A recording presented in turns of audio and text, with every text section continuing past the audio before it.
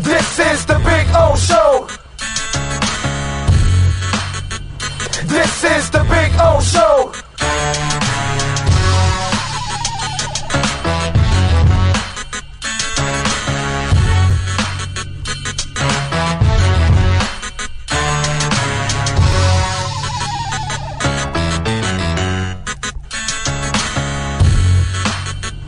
This is the Big O Show. This is the Big O Show.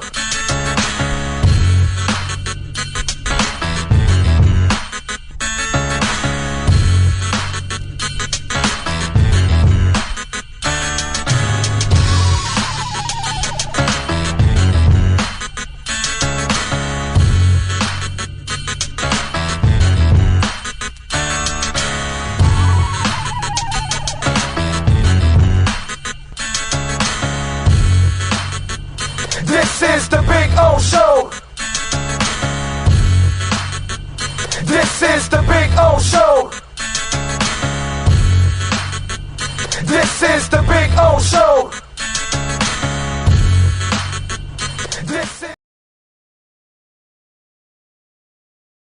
This is the Big O Show.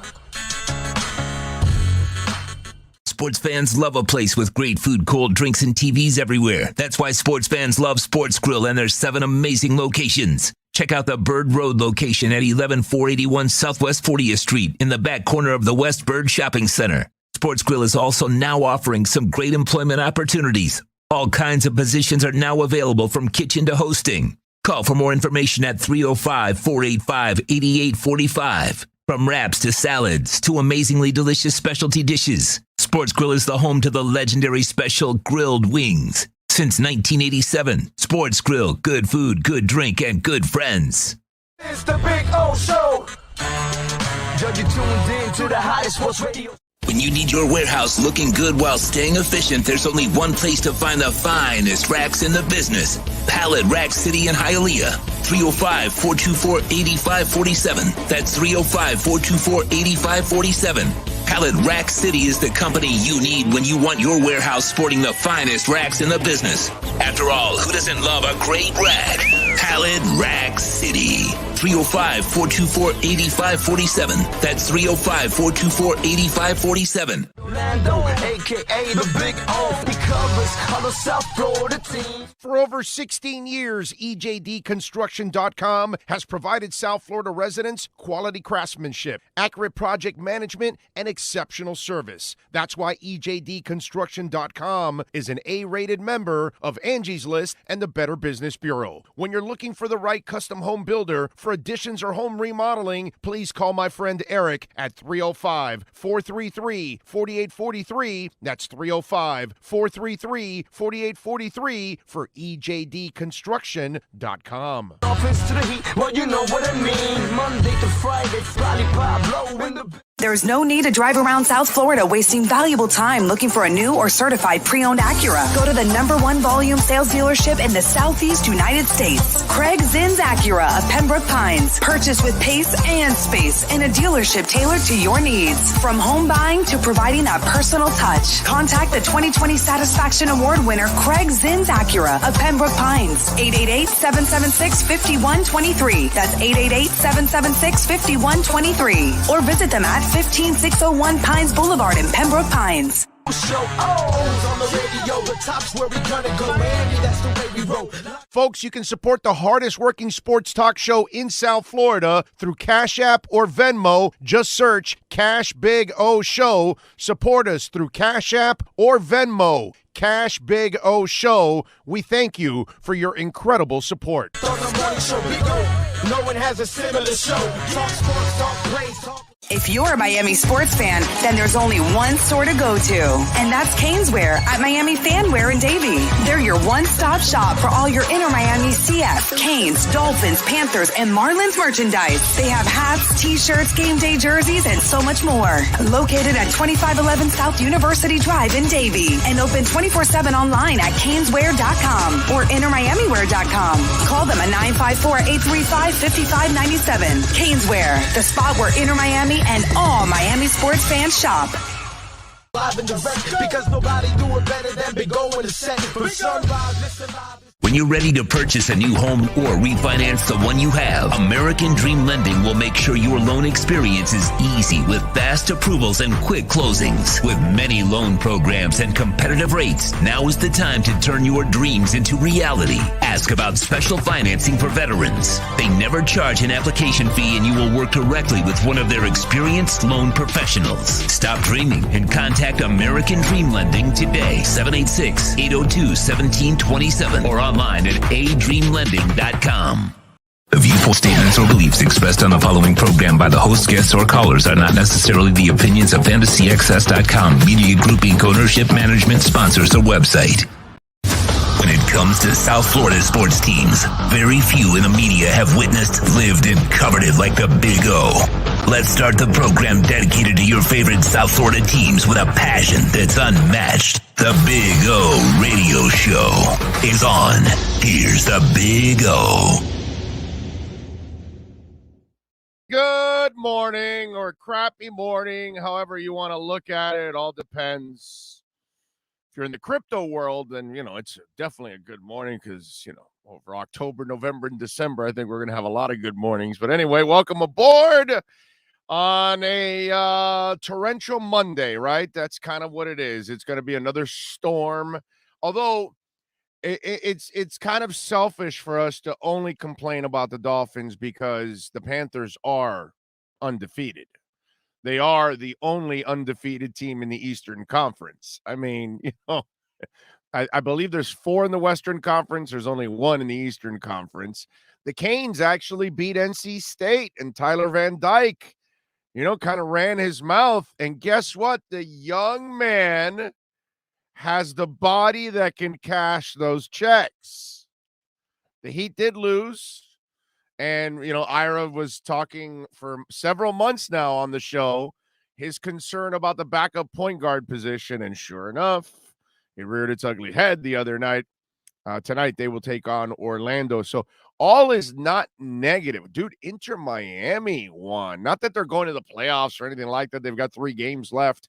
But I don't care. They won, man. It was a good performance. Higuain, the old geezer, had 2 goals in the game and everything. So, there were some good things that happened this weekend. Like, I know that the Dolphins' complaints are going to dominate the program and dominate the talk. And Omar Kelly will join us at 10:30 to talk a little bit on the EJDconstruction.com Miami Dolphins report. And we got a lot of things to talk about, man.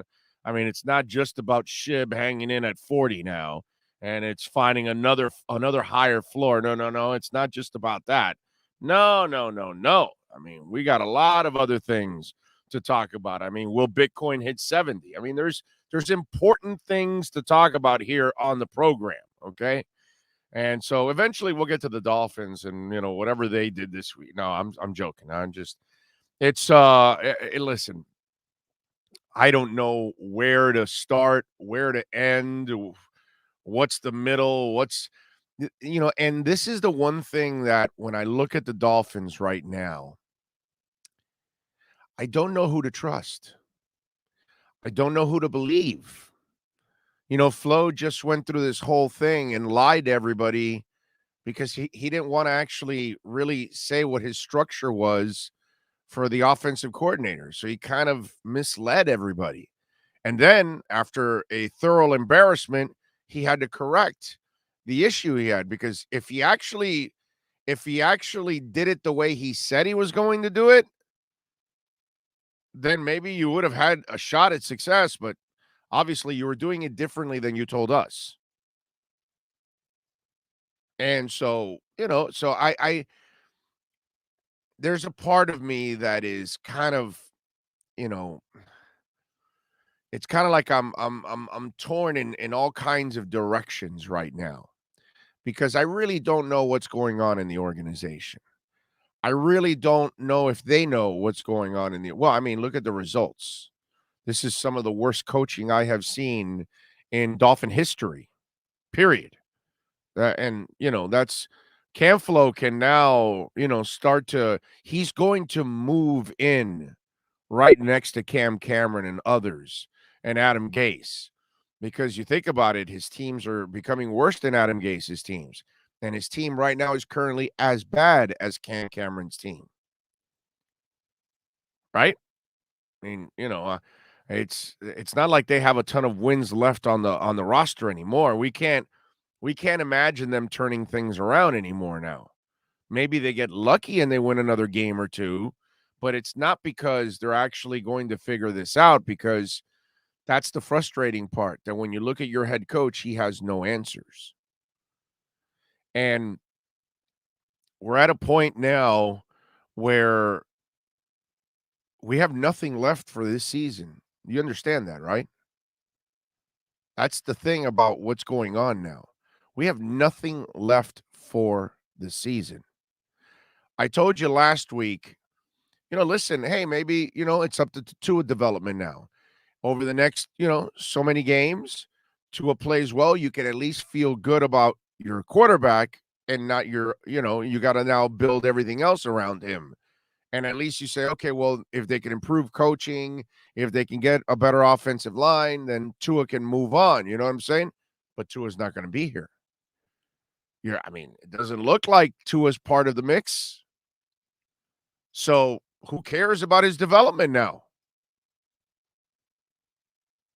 Right? And these idiots are in the process of wanting Watson. You are now killing the value of trying to trade Tua, because everybody knows you're going after Watson and you don't want Tua. This is the most dysfunctional situation that I've seen in a long, and let me tell you, the Dolphins have had a lot of dysfunctional situations. And my guy, Chris Greer, talked about having no dysfunction anymore and moving on from it and turning the page. And it looked like that the first 2 years. But this year, man, it doesn't get any more dysfunctional than this outside of Bullygate. You don't support your quarterback. It's disturbing. Let's go over the press conference for Tua and how he was addressing the media yesterday. And I didn't have a lot of time to get into this yesterday because I have to kind of, you hear it right off the whole deal and you got to kind of set everything up, right? And so here's Tua. And I want to go over these comments because I want you to, we're going to go over these 3 comments with Tua, okay? The first off is when he's asked about, this week and the preparation, and he calls it a normal week, all right? Yeah, it was a normal week for me. I approach this game the same way I approach any other game. So he talks about it's a normal week for me because they were talking about the trade rumors and all that. And it's like a normal week for him. Really. So that's a normal week for every other quarterback. Aaron Rodgers is pissed at his organization. He wants out.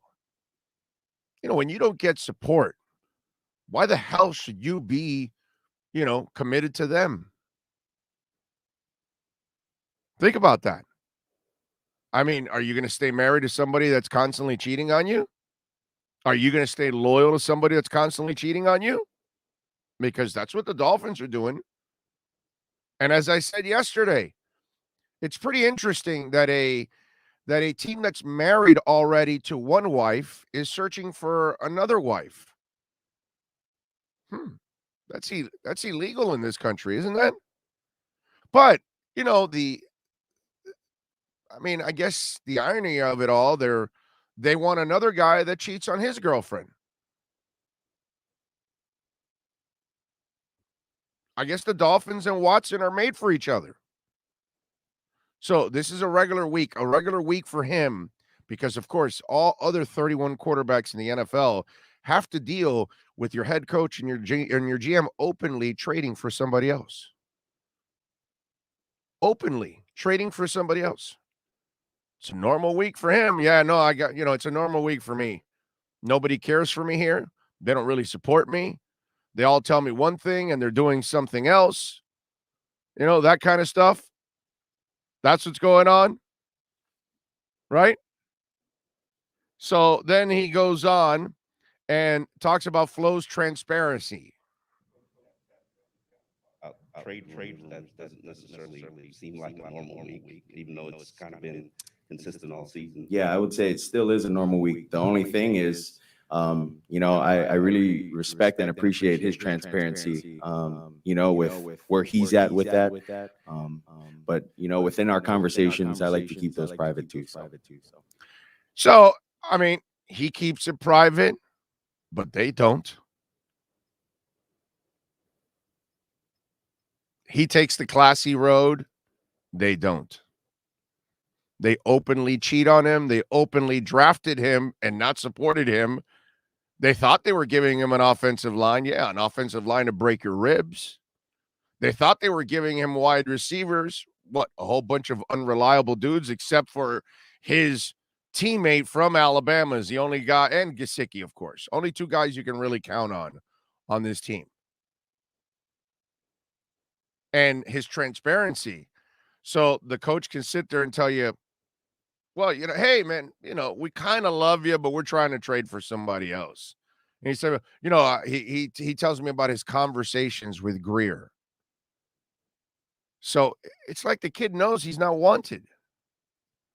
And don't give me this shit about, he has to be a professional. And he's got to compartmentalize all of that. And yet he does, because he has to do it for himself now. Now Tua is building his own resume for trade.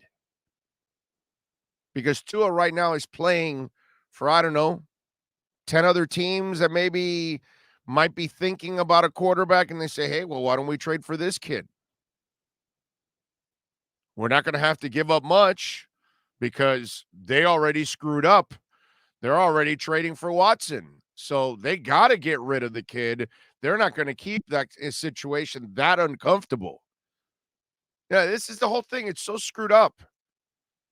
So you draft a kid that you never support, that you were never really committed to, and yet from the get-go, by the way, because once you threw him in there to start over Fitz, you should have just kept him in there.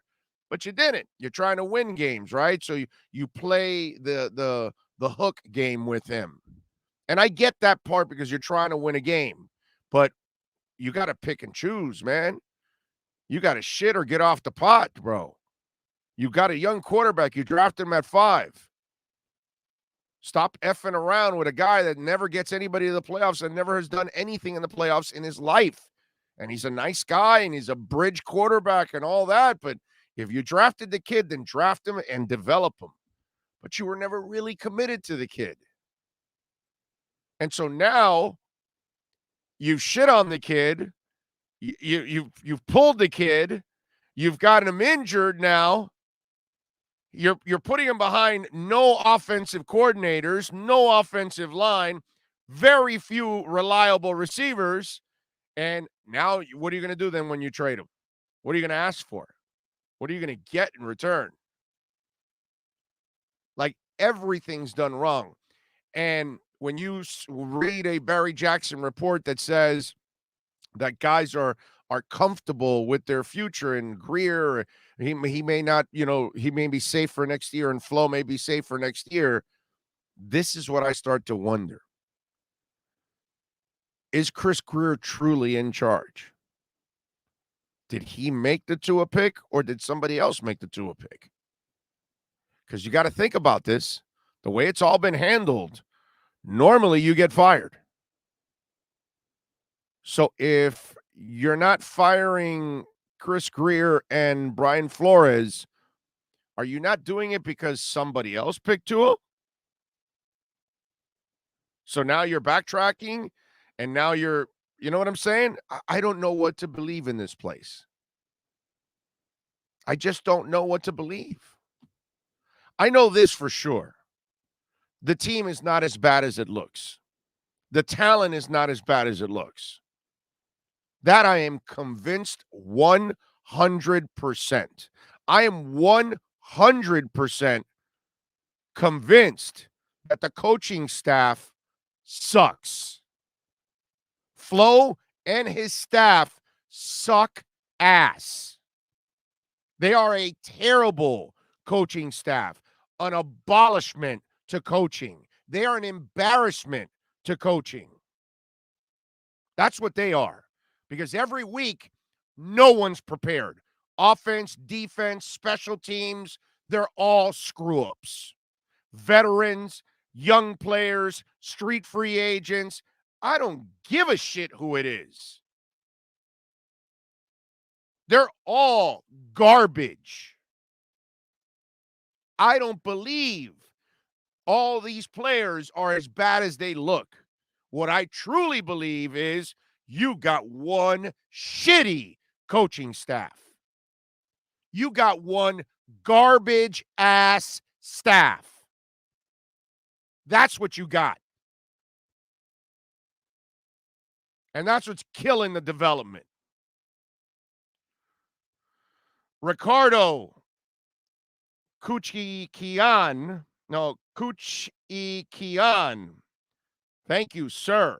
That is a record love on the super chat. Holy crap. I didn't even know it could go that high. Big O, I am a Dolphin fan from Argentina. I am 55 and been supporting since I was 15, 1980. So I enjoyed the man. My kids are suffering from the beginning year after year. Tua is good. He's going to be very good, but please give him a damn O-line. Ricardo, you and I are on the same page. And I swear to you, wherever they're trading Tua, won't be my favorite team. It'll be my second favorite team. I've never even had a second favorite team in football. Wherever they trade Tua, I will be rooting for Tua for the rest of his career.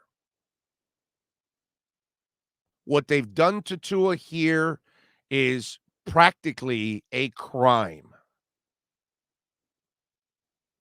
Okay? You've set him up for failure. You've put him in position for people to dislike him as a pick, not a person, because I don't think anybody, it's impossible to dislike Tua, the human being. But you've done everything in your power so he can fail. And he's done everything in his power to try to succeed in the worst conditions possible. No coaching staff whatsoever. If there's one thing I can pick on Chris Grier big time is he did not pick the right coach. He did not pick the right coach. I'm sorry. And I didn't want to really quit on the guy, but I'm just tired of watching the same shit over and over. It reminds me of Manny Diaz. And I know they won this week and all that, but Manny Diaz is not even close to convincing me that he's the guy because I've watched 3 years of crap with him. So that doesn't do anything. One game's not going to change my thinking because, the sun shines on every dog's ass every once in a while.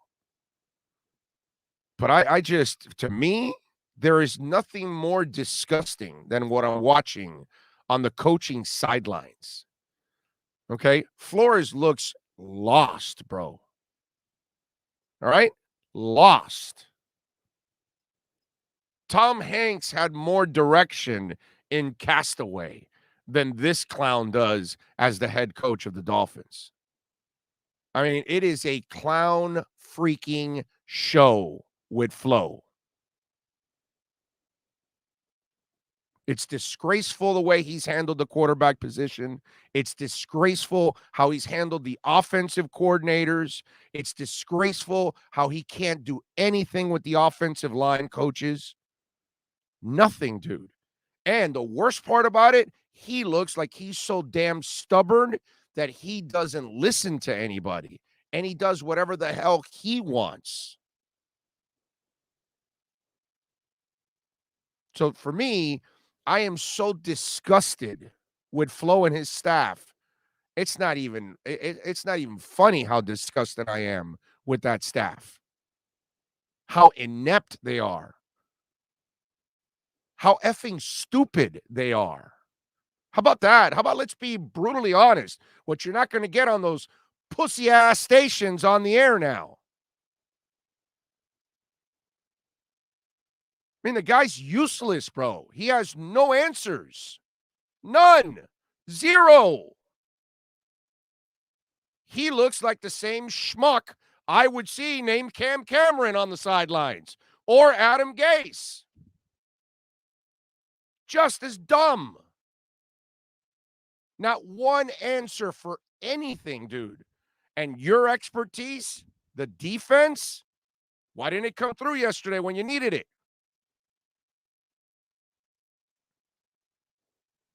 So to me, that's what's been, grossly mishandled is what's gone on.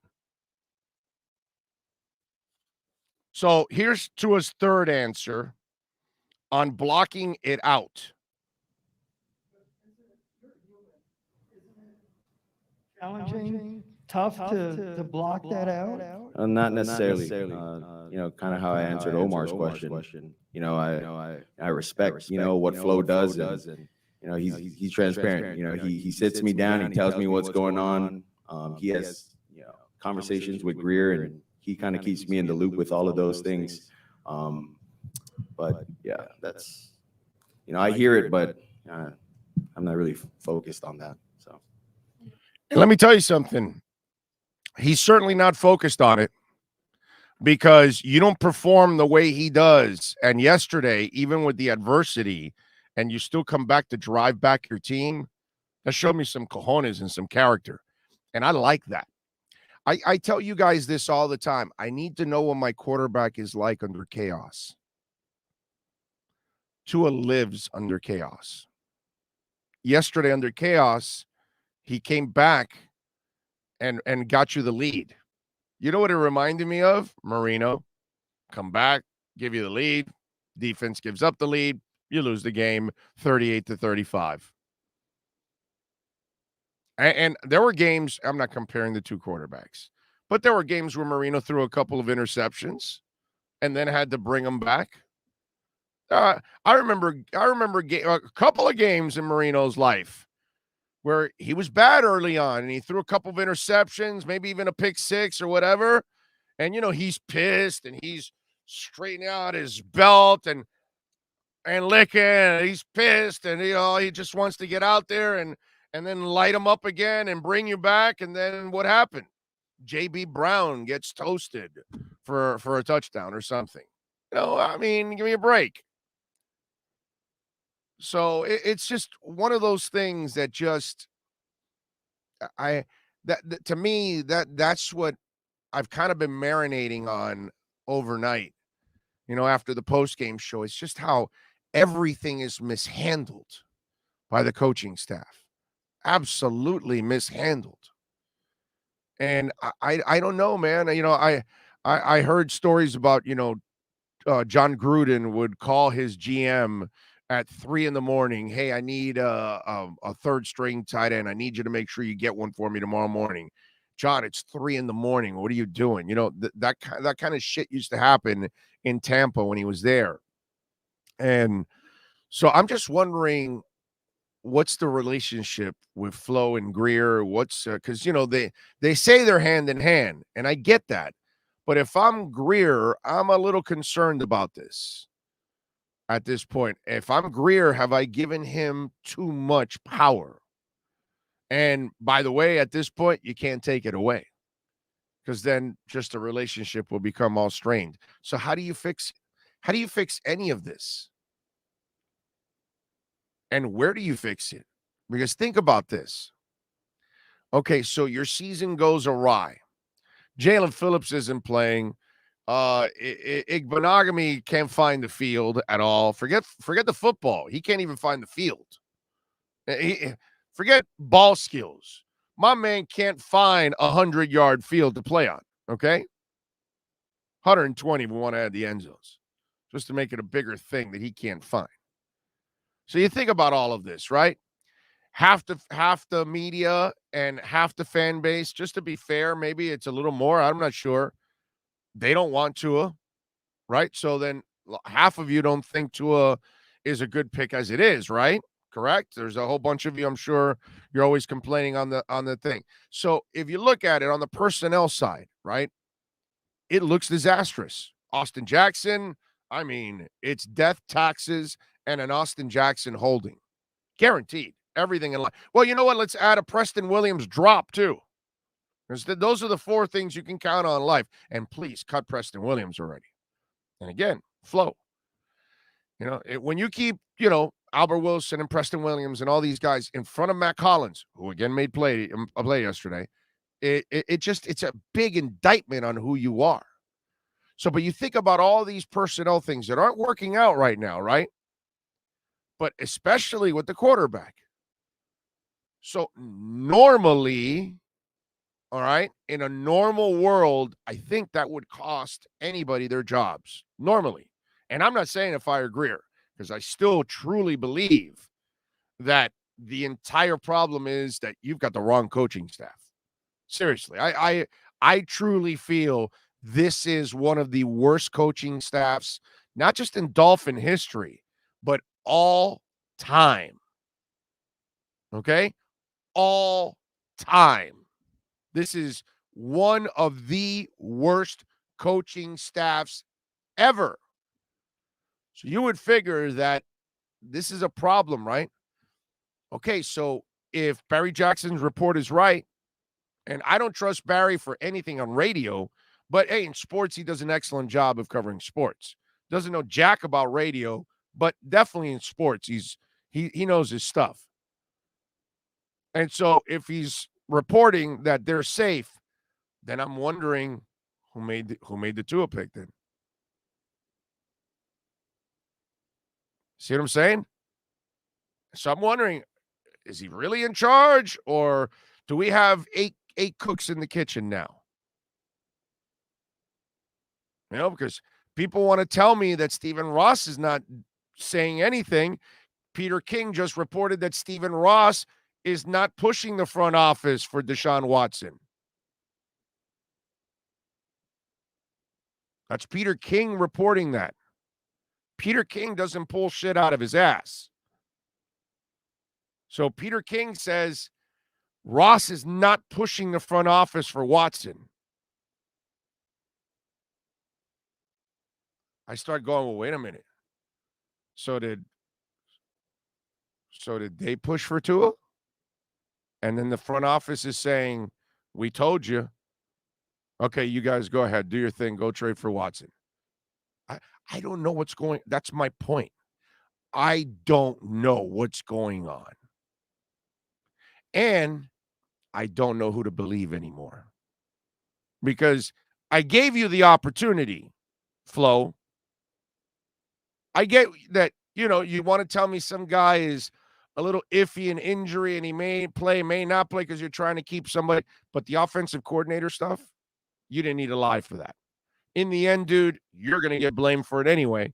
It doesn't matter if we know exactly who's calling plays, or if 3 guys are calling plays, or if you got the 3 stooges calling plays. It doesn't matter anyway, Flo.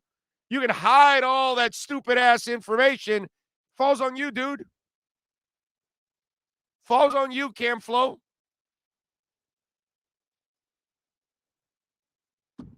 I don't know what's going on, man. I don't know what's going on.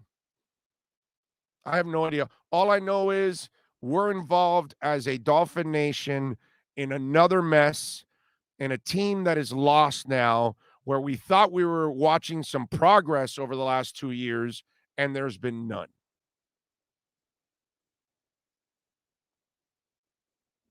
It's embarrassing. Dan Katak, I think it is. Is that how it's pronounced, sir? If I screwed it up, I'm so sorry. So depressed about the season. Maybe Ross needs to sell now to Bruce Beal and bring new life into the Dolphins. Well, technically, it's kind of sold already. It's kind of like one of those things. But he loves the Dolphins, dude. So I doubt he's going to sell. I doubt he's going to move out. He wants to win badly. He just doesn't know how to get it done. Man. It's frustrating, ladies and gentlemen. I was really thinking that we were turning a corner last year. I really did. I thought everything was falling into place. And I can't imagine that after 7 games I would feel this way. Not at all. Not at all. And like I've mentioned many times to you all out there, you all deserve so much better, man. So much better. Because we're all going to be here in the off season.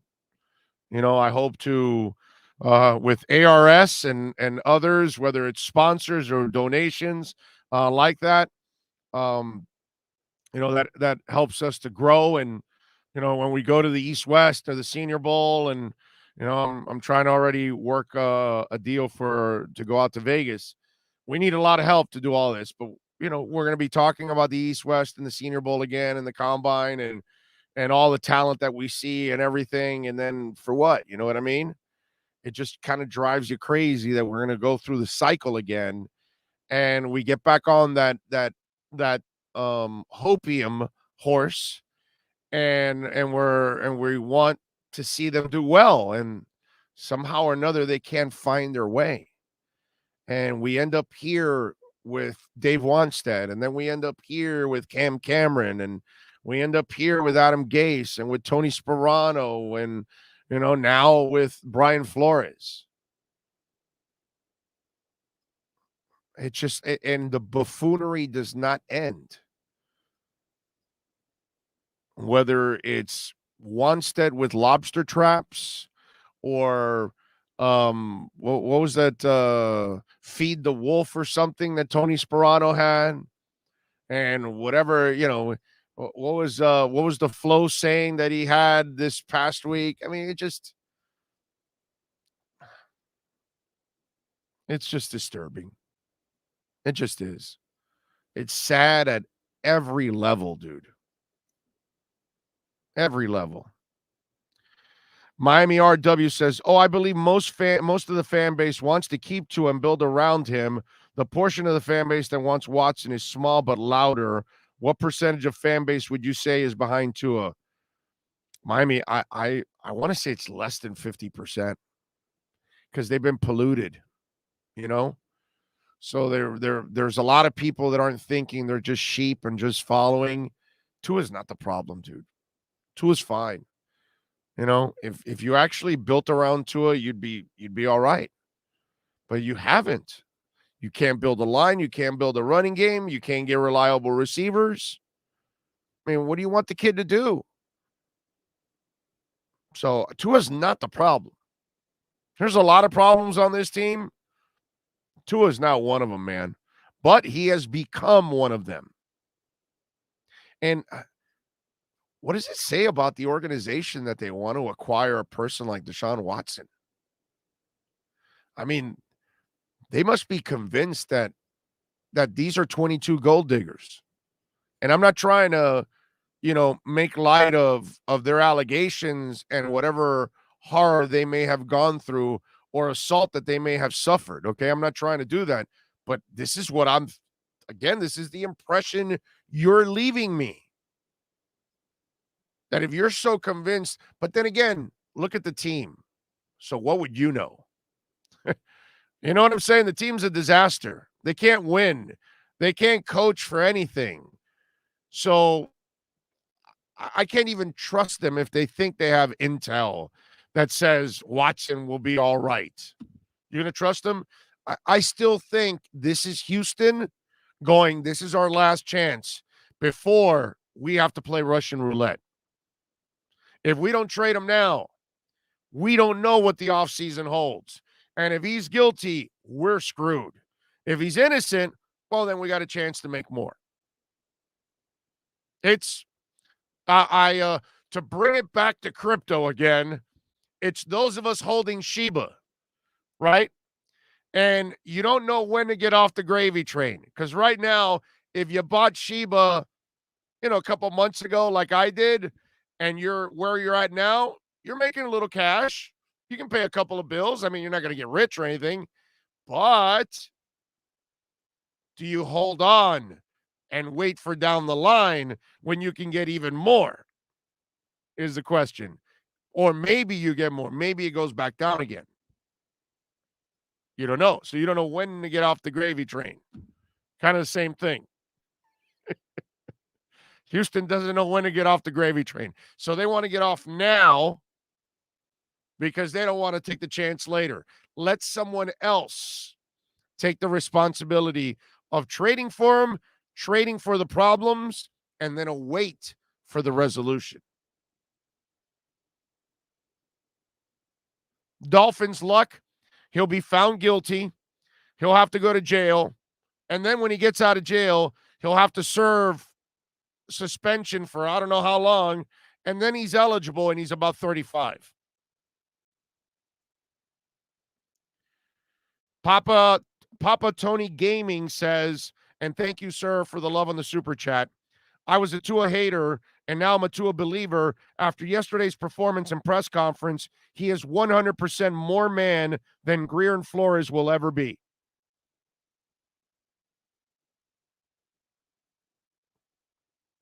I really like that.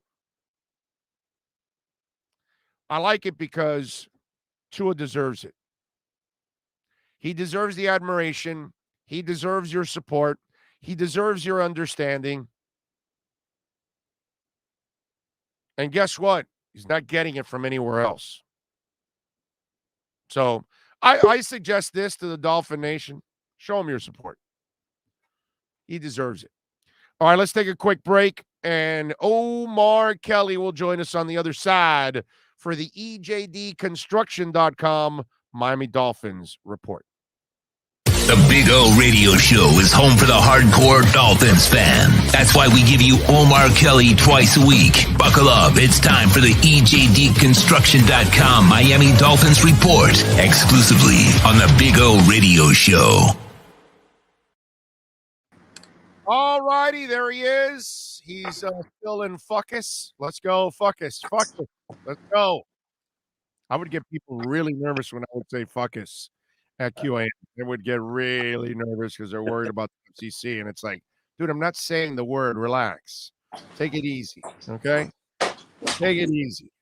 Oh, what's up? Nothing good, unfortunately, my brother. Nothing good, man. Nothing good. You know, Omar, I was thinking about this, and it's like I don't know what to think, right? And I don't know who to trust anymore or what to believe. You don't know why Deshaun Watson wants to date you either?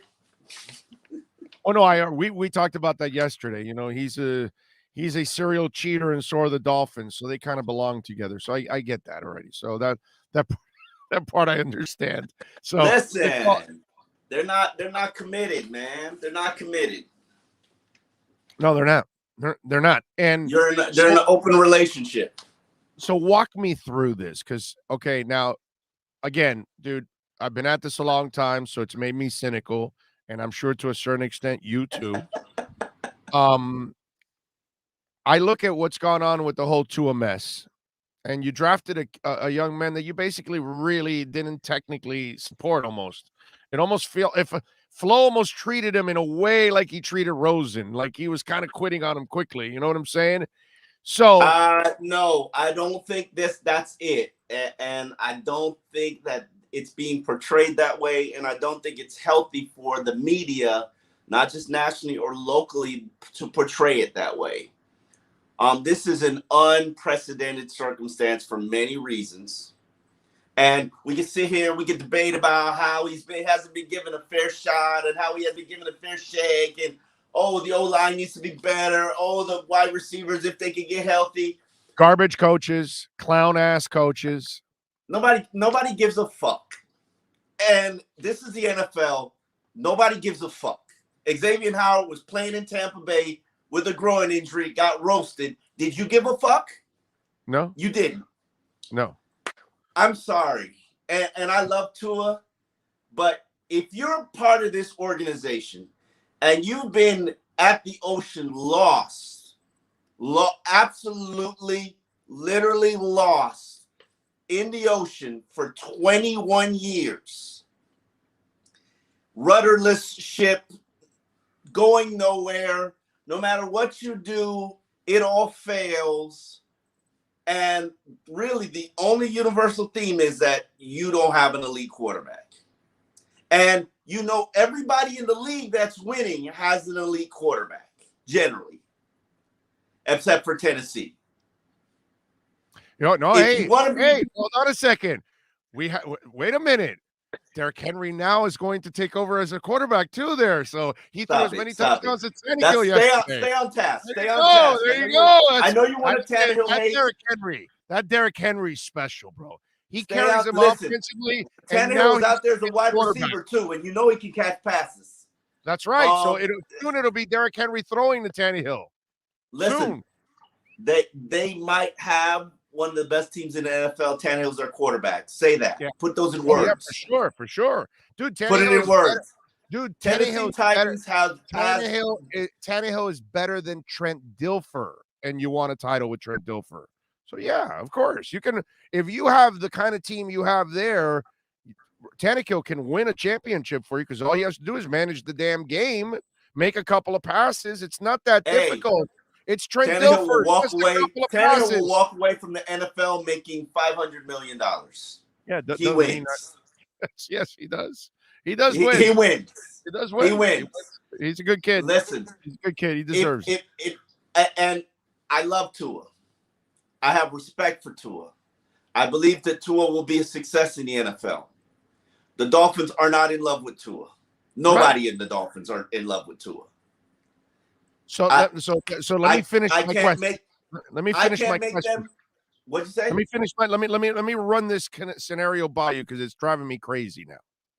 All right. So normally, if you screwed up on a pick so quickly at number 5 overall, okay, and Austin Jackson ain't looking any good, huh? It's not screwed up. No. Listen to me. Let me explain a second. Let me finish my whole big ass question for you, and then you can break it all down and tell me I'm an idiot. Okay. So here we go. So you screw up this pick because you draft him at number 5. You're already out of it already. You're trying to, unload and look for somebody else. So you've screwed up this pick. You look at Iggy. Iggy can't find a football field. Forget the football. He can't find a football field to play on. All right. Austin Jackson is guaranteed to commit penalties on every game and just, maybe he can play guard. I don't know, but he's still a disaster every single week with penalties. So you start to look around personnel-wise. Normally, in a normal situation, if you screw up on a quarterback pick that quickly, that will cost you your job. So now I see that Barry Jackson, right? And I'm not here to fire Greer or Flo, but here's Barry Jackson saying that he hears that they're safe for next year. And I know Stephen Ross has the normal patience stuff and all that. But in this kind of case, you would figure they would make a sweeping decision. And now they're trading for Watson.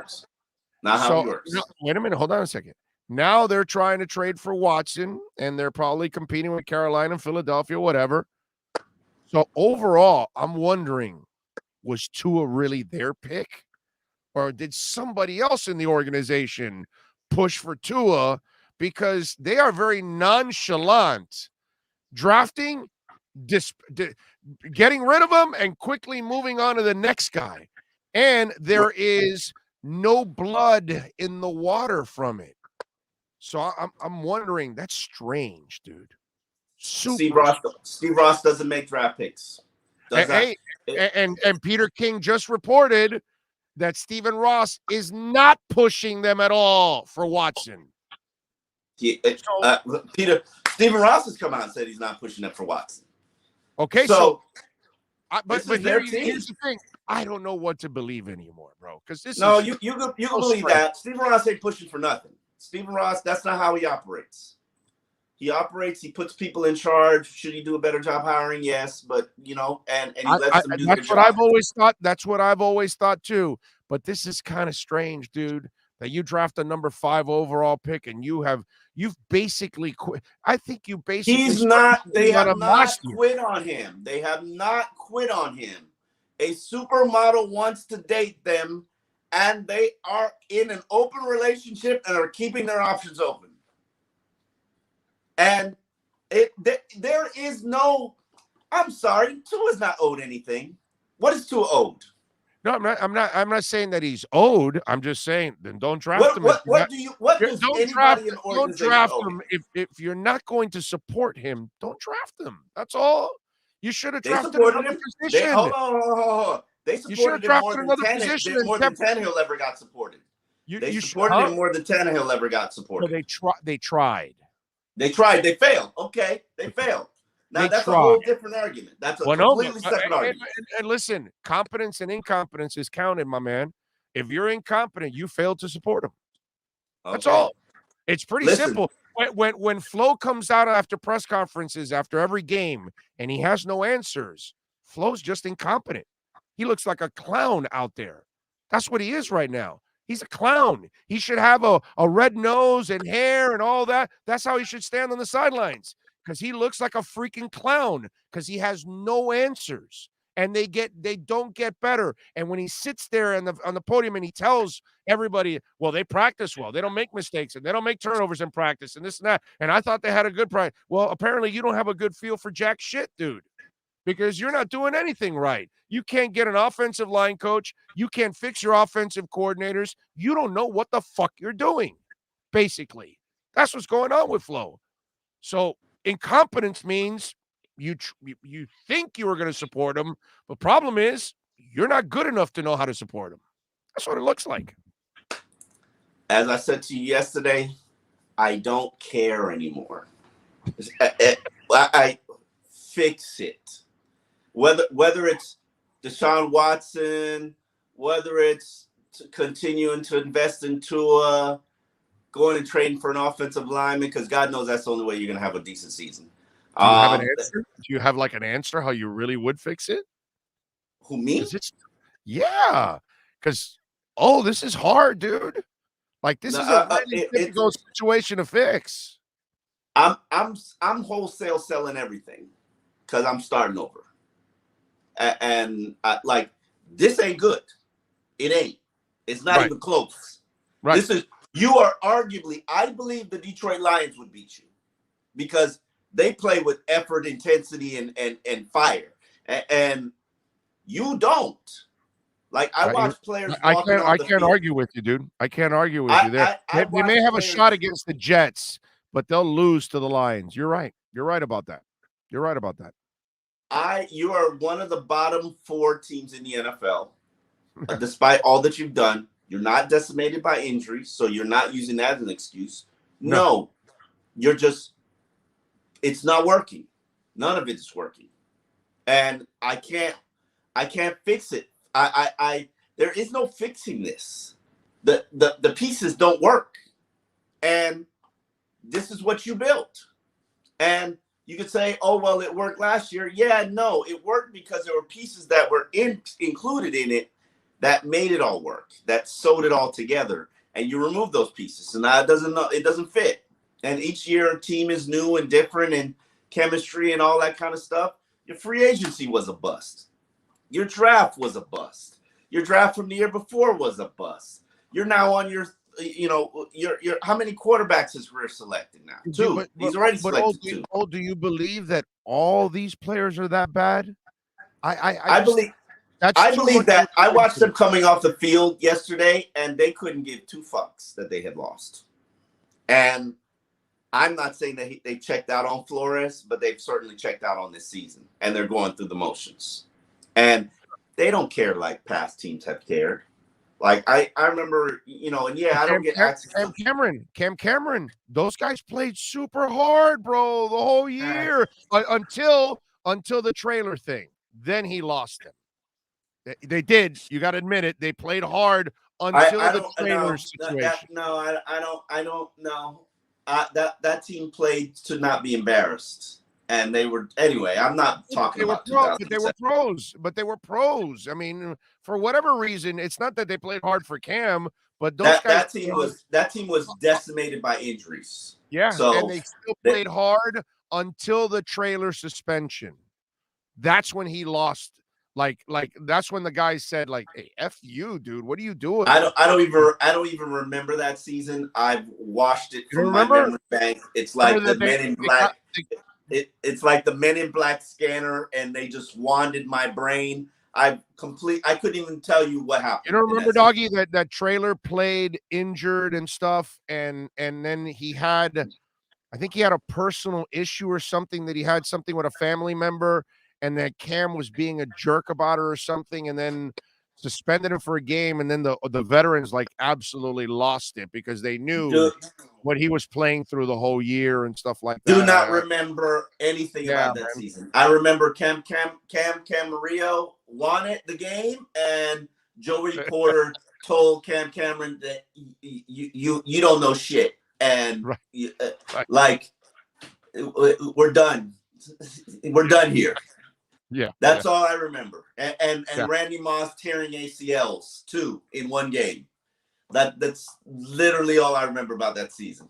Don't remember anything else. Oh, they're talking about 3 first-rounders and possibly a couple of second-rounders in this trade. Your thoughts on that? I'm comfortable with the 3 first-rounders. I'm not necessarily comfortable with the second-rounders. But honestly, it is what it is.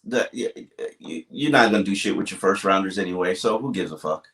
Be honest with you. Like, did you see Glazer's comments? I read Glazer's comments about he's not going to be suspended or something like that. I don't know.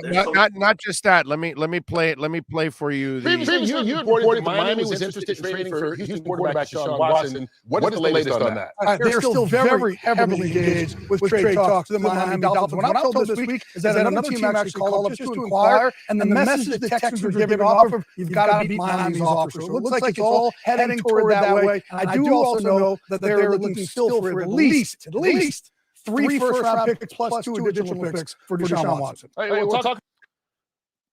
What do you think about that? 3 first-round picks and you pick some players, but I'm not sending you second-round picks. And yes, I know Carolina has leaked out, or it's been leaked out that they're. But that nugget that Glazer dropped, like, you've got to beat Miami's offer. Everybody's known that. Everybody's known that. Like, the announcements every time is you got to beat Miami. So so are they already committed to all those picks? That's I've reported that a long time. There's a standing offer that Miami has not removed. Now, I don't think Miami sweetened the offer, but it's a standing offer. Whatever it is, that's what it is. And I'm pretty sure it involves 3 first-round picks. Not that it shouldn't, but and you brought up a point the last time we talked, which was not last time, but Friday. Mm-hmm. They probably got to move him before next offseason. Because if he is arrested, if he is charged, oh God, I mean, price probably got to go down. It's not a price went up. Yeah, but I don't think this trade is going to be made with any contingencies. I think this is whatever. If it isn't, and he gets arrested, he gets arrested and suspended for a year or 2, then you should be fired immediately if you didn't make it with contingency. And that's why I keep asking. I just wonder behind the scenes. It really comes down to do you want him or do you not want him? Like, and are you going to do what it takes to get him? And clearly, they want him. Are they going to do what it takes to get him? I don't know. We'll see. If it doesn't happen tomorrow, then we're going to see on Tuesday of next week. But it's they're going to trade him before Tuesday. The question is where they send him and for what. And either you're bidding or you're not bidding. And Miami's clearly bidding. Now, are they going to raise their price, raise their offer? Who knows? How desperate are they? And I don't know that answer. Probably another Buffalo beatdown makes them really desperate, which is why you probably would be wise to get it done this Tuesday. But I can't tell you whether this is right, wrong. This is the smart play, the good play, the bad play. What I can't tell you is I don't care anymore. And you should neither. No. That's never going to be me, dude. I'm always going to care. No matter what. I can bitch, I can complain, I can rip, whatever, I can cheer, but this is going to work. If you said, do you say as Chris Greer and Brian Flores, this is going to save my job? If I hope the, so. If the answer is yes, then do it, because you're in job saving range here. And whether it's this offseason, and I don't think Steve Ross fires anybody this offseason. That's not his style. It's just not. And I think the only chance is a complete, this team absolutely quits on Flores and they don't win another game, or they win 4 games. But at this point, they look like they're on pace for 4 games. So, you know, and Ross is just about continuity, consistency. He's not going to fire a coach 3 years into his contract. He's just not. He's not going to fire him during the season, even though he did that to Tony Sperano. Did you see the exchange between Marino and Tua? I did. What did Tua's got to put on his big boy pants, man. What did you think of that exchange? Listen, it ain't personal. Like, it ain't personal. Huh? Like, don't take it personal. Is that like a godfather, like telling you, hang in there, son? Listen, it ain't personal. I know the bullshit you're going through. Don't pay attention to it. You'll be fine. No. You'll kick ass somewhere else. I believe in you. I liked and respected his press conference because Tua basically outed Flores, and I know it was done strategically. And you know, Flores is a straight shooter, which, you know, not a lot of people like straight shooters. Dude, have you reached out to Lee Steinberg yet?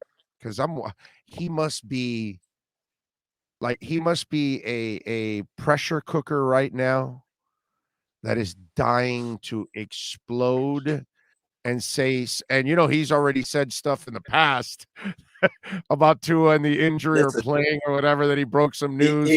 He's just focused on trying to get his quarterback to a good team, a good home, find his quarterback a good home. And this ain't nothing personal. This is business. It's business. Well, hold on a second. It's business, but it's got to be a little personal on the Tua side and the agent side.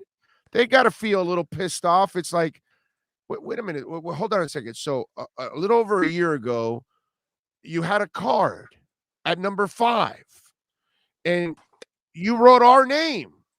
We didn't beg to go there. We didn't put a gun to your head to pick us. And this is so. Why draft if you're not? Why draft if you're really not committed? That's what they got. Are they committed? Are they committed to Noah? He already fractured his ribs for these guys, for this bum ass team and this bum ass staff. Who cares? Is he a top 15 quarterback? Yes, he easily could be a top 15 quarterback if he had the right offense. I didn't ask if he could be a top 15 quarterback. I said, is he a top 15 quarterback? Again, it's an unanswered question. You cannot. No, it's not an unanswered question. His passer rating says it's not. It's not his fault. He's part of garbage, just like Jalen Waddle's averaging 2 yards a catch. Because he's with these effing clowns. If he was with Andy Reid, Jalen Waddle would be averaging 16 yards a catch. I don't care. I get you don't care. That's fine. He's not a top 15 quarterback. He's not. And will he be by the end of the season if everything was perfect? You don't know that. No, he won't be. He won't be. You don't know that. He doesn't have anything around him to be a top 15 quarterback. I don't care. Dude. I don't care. They said the same thing for Ryan Tannehill, and said the same thing for Chad Henne. I don't care. It's not even the same. And understand, I love Tua. I believe in Tua. 95 quarterback rating, 69.5% completion percentage, 7.1 yards per attempt. With garbage. With garbage. Is it good enough? Is it good enough? I can tell you right now, everybody in the organization says no. Wow, and they're really smart. Like, I'm taking their word for it. Not just the front office. They haven't done enough for me to say, oh no, they're not Pat Riley, in other words. Not just the front office. Riley says, if Pat Riley or Spo says you're not good enough, I defer.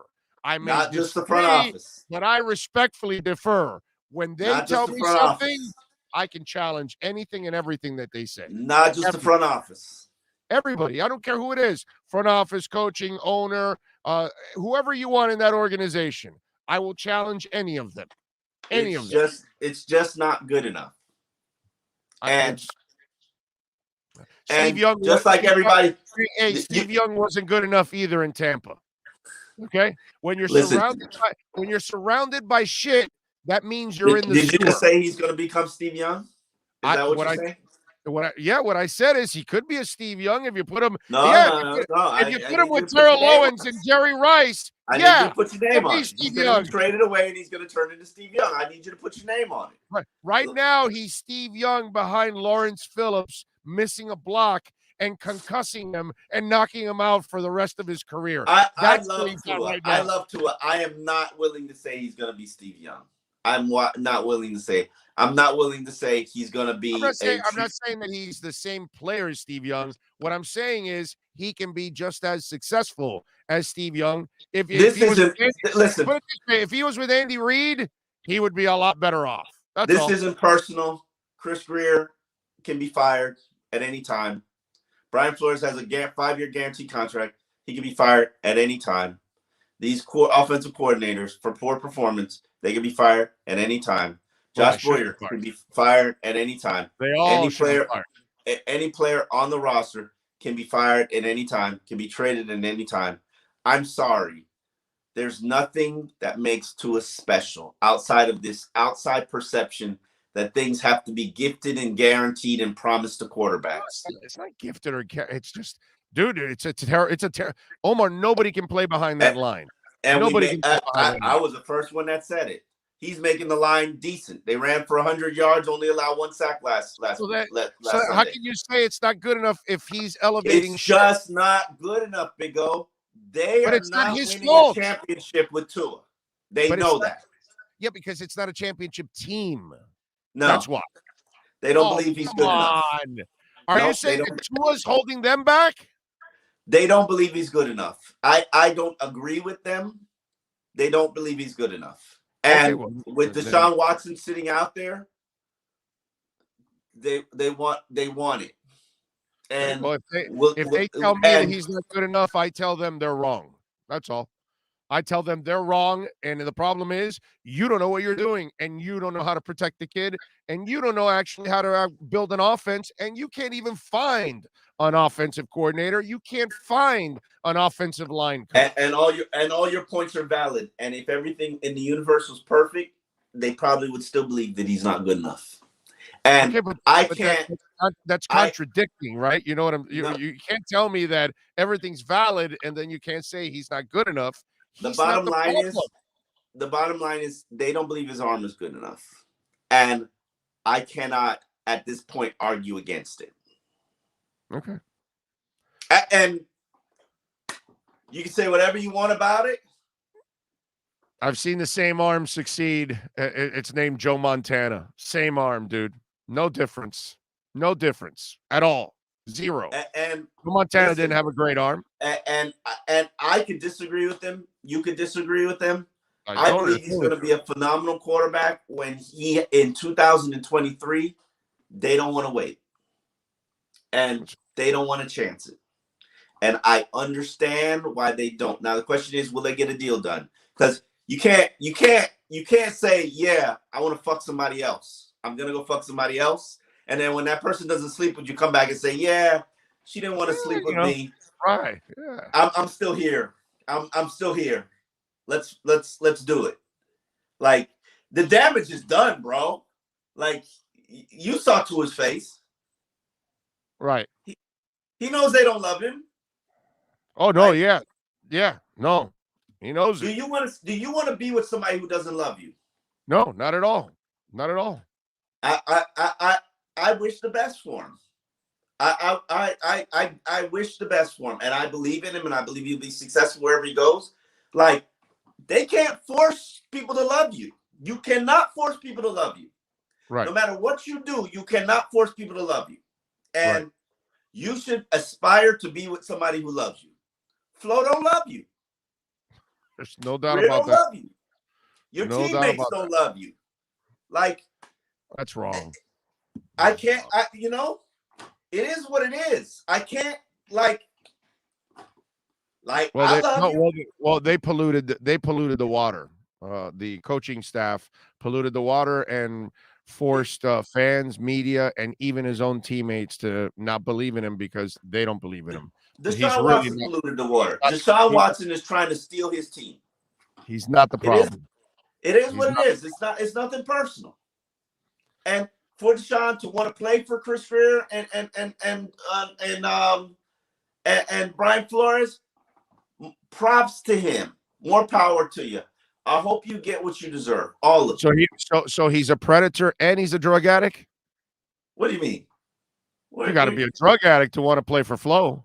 I'm not saying that. Listen, you gotta be so high to want to play for Flo at this point right now. I mean, right now, Pookie at the Carter doesn't want to play for Flo. And he's getting as high as it can possibly be at the Enterprise. I'm not saying that. I'm not saying that. Until people that I trust say fuck this dude, I'm not saying that. Well, I'm telling you right now, you got to be high to want to play for Flo at this point.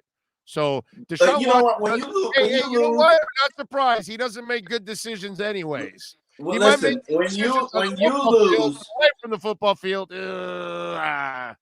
when you lose, everybody comes out the woodwork with everything.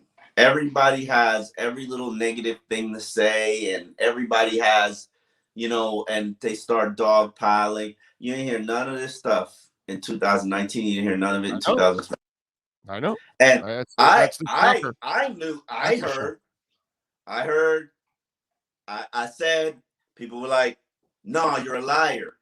Like, I'm sorry, Flo isn't a likable dude. Yeah. Like, I don't care if you're likable or not, because Don Shula isn't likable. I just want to know you're competent, and that's my problem with Flo right now. I don't see any competence.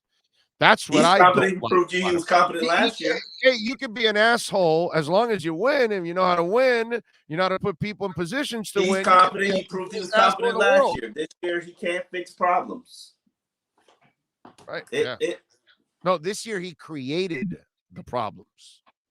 Okay. He created the mess at offensive coordinator. He brought in the new offensive line coach. He's the one that's created this screwed up relationship with Tua as it is. He's the one that's created this damn mess, not anybody else. Hey man, you banished Chan Gailey for Tua. So yeah, I mean, and I was a Chan Gailey fan. So what am I going to tell you? All right, what are you working on the Sun Sentinel so folks can check you out, my man? Grades today. I'm gonna have a column. I don't know. I'm gonna have a Haymaker column on Tuesday. So grades today, they're all flows because they're all Fs? No, actually, I think some of the grades are pretty decent. The run game did well. The passing game did well. Yeah, Tua did all right. He just too. Yeah, I can't give everybody an F. No. Like run defense did well. They did well. Yeah, just make sure you give all the coaches an F. Yeah, they get Fs. They get Fs. They definitely get Fs. I mean, players got to get Fs too. I mean, you put them in a great spot to deflect that pass, and it was just perfect pass, great player. Maybe Kyle Pitts should have been your player. Should have stayed at 3, never traded away what is probably now the number 2 pick in the draft. God, you look like an idiot. You couldn't put it conditionally. You're going to give away the lowest of the 2 draft picks. No, you got to give them your draft pick because you're so convinced you're going to be a good team. Like, oh man, you just morons. Well, I was a dumbass. I thought they were going to be a good team. Everybody, listen. Everybody got it wrong, bro. Everybody got it wrong. Yes, we did. Everybody got it wrong. I didn't get it wrong on the O-line, but everybody got it wrong. Like, it's. No, you're right. You're right. I'm curious to see what happens tomorrow, because if they're going to trade for Watson, it's going to be tomorrow. Right. And then if they don't trade for Watson, which I think Houston can drag it out another week, see if the stakes get raised with Buffalo. Buffalo is it, bro. Last stand. And it ain't like that team is going to quit after Buffalo. Oh, So, yeah. No, I mean, it's going to be a slaughter in Buffalo. I mean, yeah, basically, I mean, Buffalo, they're gonna put that quid in them. Oh, yeah. No, they're going to put they're going to put it. No, well, they're all going to want to rest in the second half. So they're going to want to kick their ass early on, and we'll see the backup quarterback midway through the third or something. Yeah. Then you got Houston, and then Baltimore. Come on, they're gonna put their foot in you. Like They usually do. They usually do. Yeah. Miami's never physical enough for Baltimore. Sucks. All right, follow him on Twitter at Omar Kelly and catch his work there at the South Florida Sun Sentinel. Oh, you're a stud as always. We will talk later in the week, my friend. You be good and hang in there. All right, man. I'll let you. You got it. There you go. Omar Kelly and our EJDconstruction.com Miami Dolphins report. Hour number 2 is next. You've been listening to the EJDconstruction.com Miami Dolphins report with Omar Kelly. For additions, home remodeling, or custom work, call Eric at 305-433-4843. EJDconstruction.com is the custom home builder and general contractor you can trust. 305-433-4843. This is the Big O Show. Sports fans love a place with great food, cold drinks, and TVs everywhere. That's why sports fans love Sports Grill and their 7 amazing locations. Check out the Bird Road location at 11481 Southwest 40th Street in the back corner of the West Bird Shopping Center. Sports Grill is also now offering some great employment opportunities.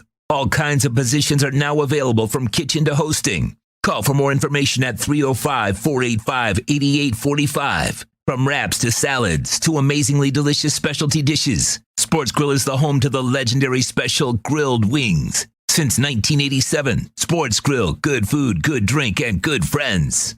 It's the Big O Show. Judge, you tuned in to the hottest sports radio. When you need your warehouse looking good while staying efficient, there's only one place to find the finest racks in the business. Pallet Rack City in Hialeah. 305-424-8547. That's 305-424-8547. Pallet Rack City is the company you need when you want your warehouse sporting the finest racks in the business. After all, who doesn't love a great rack? Pallet Rack City.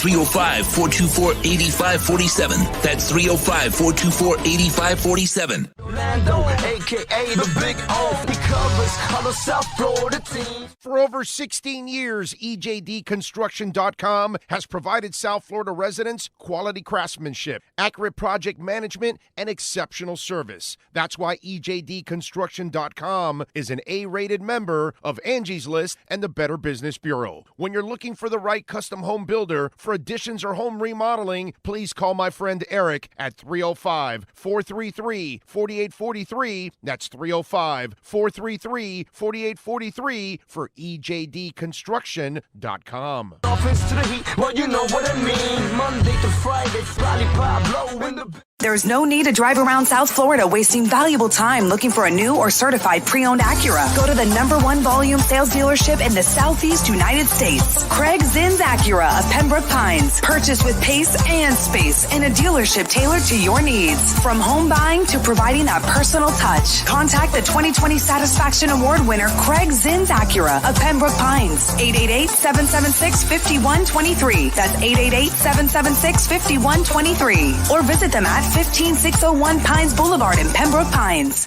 The viewpoint, statements, or beliefs expressed on the following program by the host, guests, or callers are not necessarily the opinions of FantasyXS.com, Media Group Inc. ownership, management, sponsors, or website. When it comes to South Florida sports teams, very few in the media have witnessed, lived, and covered it like the Big O. Let's start the program dedicated to your favorite South Florida teams with a passion that's unmatched. The Big O Radio Show is on. Here's the Big O. Hey, welcome back. Hour number 2. Got a couple things that I want to talk about. First of all, just so you'll know, just to give you a little scoop, they're having a meeting over at the local sports station.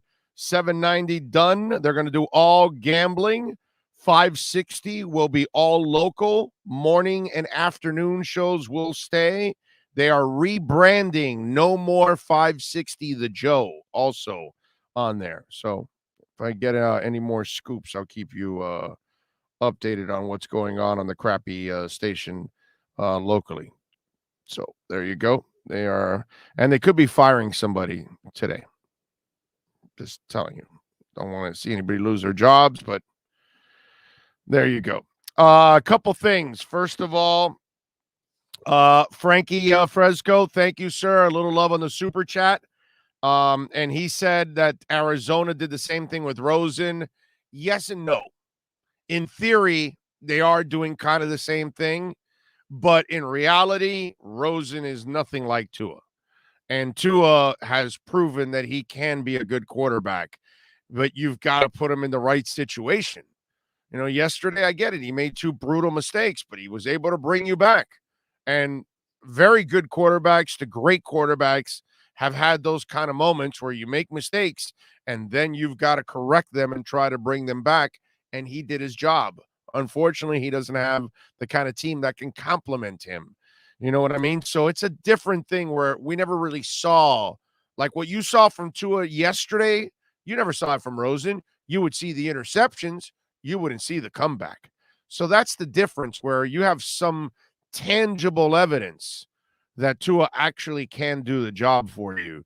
Again, I think the Dolphins have done a fantastic job of polluting the waters and creating an atmosphere that feeds off of people not believing in Tua.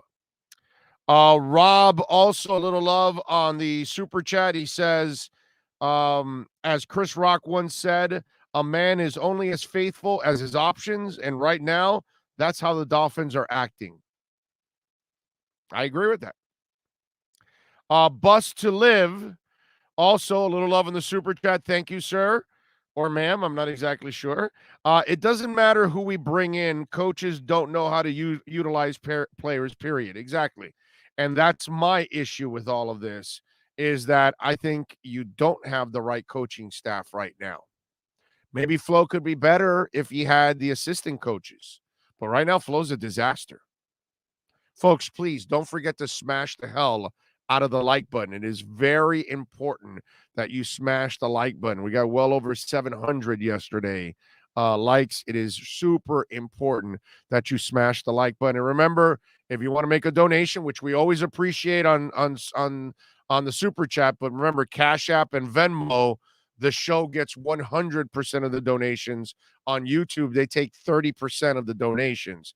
So Cash App or Venmo, the address is Cash Big O Show. That's Cash Big O Show.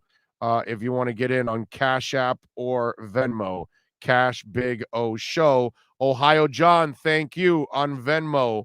And Ohio John writes, in just 7 games, Ross has watched this fan base go from excited to frustrated to now almost apathetic. No asses in the seats at the stadium. We are the Lions of the AFC. Tua may be the casualty of a desperate move, but always remember Ohana. Thank you, sir. I appreciate you, Ohio John.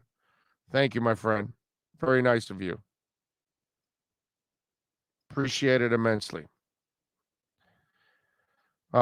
Just frustrating, man. It's just frustrating. That's what it is. DJ Gallagher, also a little love on the super chat. He says, change of pace for a second, GM. It's funny. I never thought I would be happy to see commercials for on-air online personality, a double play plus Cash App. Yes, sir. Yes, sir. Oh, man. It's just... It's just like we're like in this vicious cycle, and I thought we were going to get out of this damn cycle. It's rough, man. It's hard to see the light at the end of the tunnel, and the worst part is fixing this.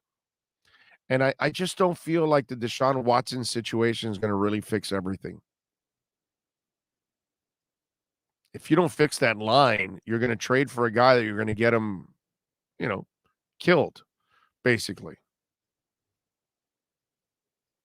And he's had a couple of injuries too. Brooklyn Rob says, you sure he still wants Miami after seeing what terrible coaching we have, seeing a terrible O-line, seeing unreliable receivers, seeing no running game? Maybe after one season in Miami, he wants out. Well, I don't know. But, I mean, listen, Watson makes bad decisions off the field all the time. So the fact that he wants to come here is kind of it is kind of it's baffling, isn't it? Right? Because unfortunately my favorite team is not a good organization. Like when a player says I want to go to the Miami Heat, dude, I get it. That's a hell of an organization. They've been winning for over 2 decades. They've won multiple titles. They've gone to the playoffs out of Riley's 25 years. What is it, 20 times probably? 21? They rarely miss the playoffs. I mean, it's a damn good organization. It's a great organization, the Miami Heat. It's one of the best organizations in all of pro sports. Period. End of story. It's not up for discussion or any kind of debate. You get all 5 pro leagues in this country, and the Miami Heat are one of the 10 best organizations in the last 25 years. So I get that. But why would you want to join the Dolphins? I don't get it. I don't get it, man. And also, and listen, it's not like I don't want a great quarterback here. I want a great quarterback here. I think we got a kid that can be a great quarterback for you if you actually took the time to build around him. And you don't build around him by putting 4 young linemen that are not experienced. That makes 0 sense. So that's not attempting to do it. That is a failure because that's not a good plan.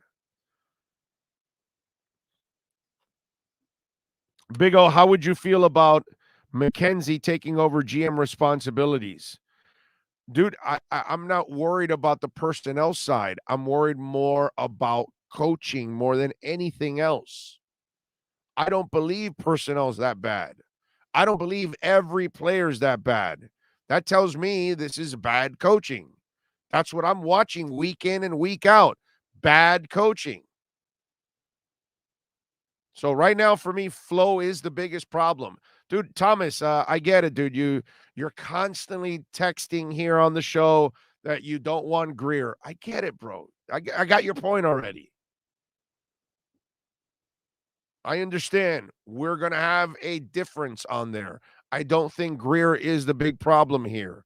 I think flow and a lack of a staff is the major problem here. And I don't think flow is handling situations very well. Because Grier has nothing to do with the way you've mishandled the Tua situation. It has nothing to do with the way you can't find an offensive line coach. It has nothing to do with the fact that he's the one that wanted young offensive linemen there. He got rid of the veterans.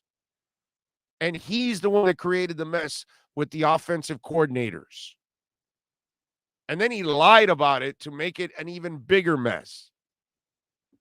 So I'm sorry, dude. I have a bigger problem watching X underperform and Byron Jones and Jerome Baker along with the young players.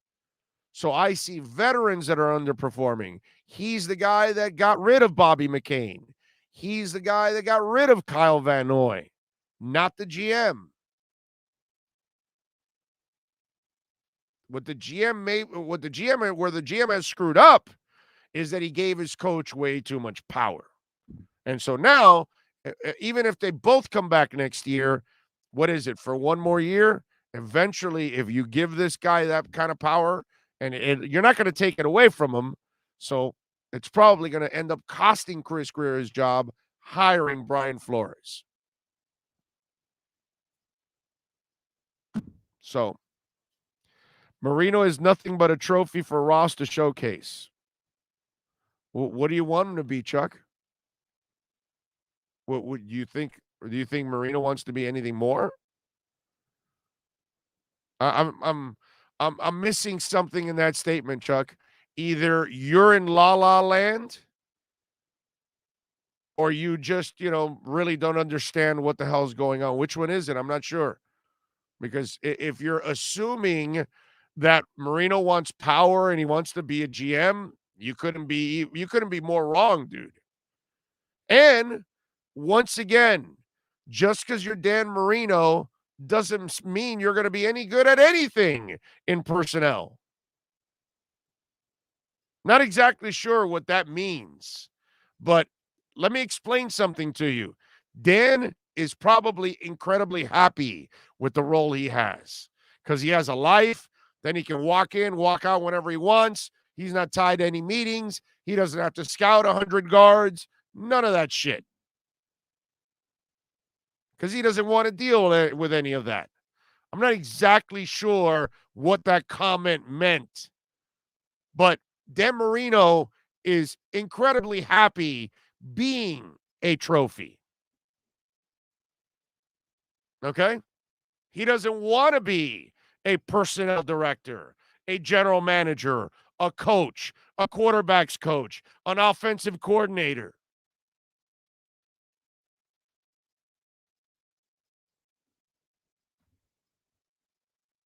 I'm not sure what this means, but I'm just telling you. He's not in Ross's ear. Chuck, he's not in anybody's ear. He's just hanging out. Talk to one guy, talk to a coach, whatever. That's what he is. He's fine, dude. Being, addressing the big sponsors and shaking hands and kissing babies, and he's fine with that. And that's what he should be. Let's not throw Marino in this mess unless he throws himself in this mess. And if we find out that it was Marino that wanted Tua, then we can, start to include him in this mess. But as long as we know that he doesn't make any decisions anyways, Dan's fine where he's at, bro. Leave him alone. He had a great career, gave us incredible moments. Unfortunately, we didn't get him that title. Oh, I'm sorry. We're not supposed to support quarterbacks, right? Because that's the attitude we're supposed to take. Tua deserves this. He needs that. Well, so did Dan Marino. Why do you think there's no titles in the Dan Marino era? Huh? Why do you think that is? Because they didn't give him a defense and a dominant running game. Kind of like John Elway. Amazing. John Elway used to get his ass kicked all the time with Sammy Winder. Wow, you get him a defense in Terrell Davis. Damn, support. Holy shit. I didn't know support could help out a quarterback. I thought quarterbacks were supposed to lift everybody all the way to the title with no help.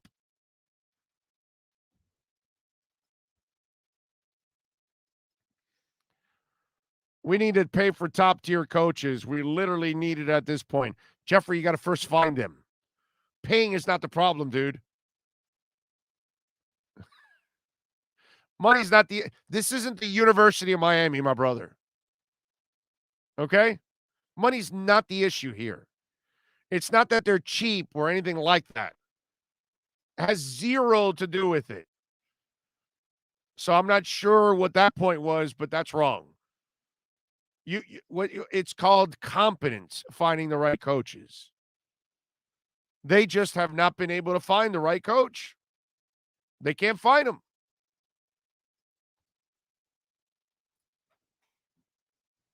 Marino, I'm sure, didn't want Tua.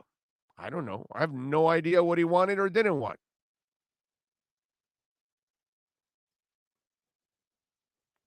And by the way, it doesn't really matter what he wanted or didn't want because he doesn't run the organization. So it doesn't really matter what he wanted or didn't want. Maybe Watson thinks he's LeBron, who thinks he can go to a clown organization and turn it around. I know, like he did last year when he won 4 games with a bad organization. That's my point. The Dolphins are bad. Watson isn't making them good. All of a sudden, he's Cam Newton at Auburn or something. No, not this.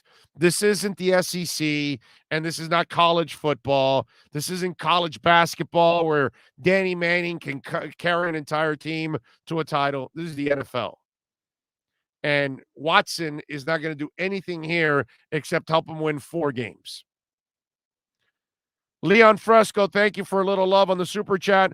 Why would Ross want to make Finn's national political lightning rod? Can't sell jersey of your QB and gut your team for future. Hire Daboll, build staff.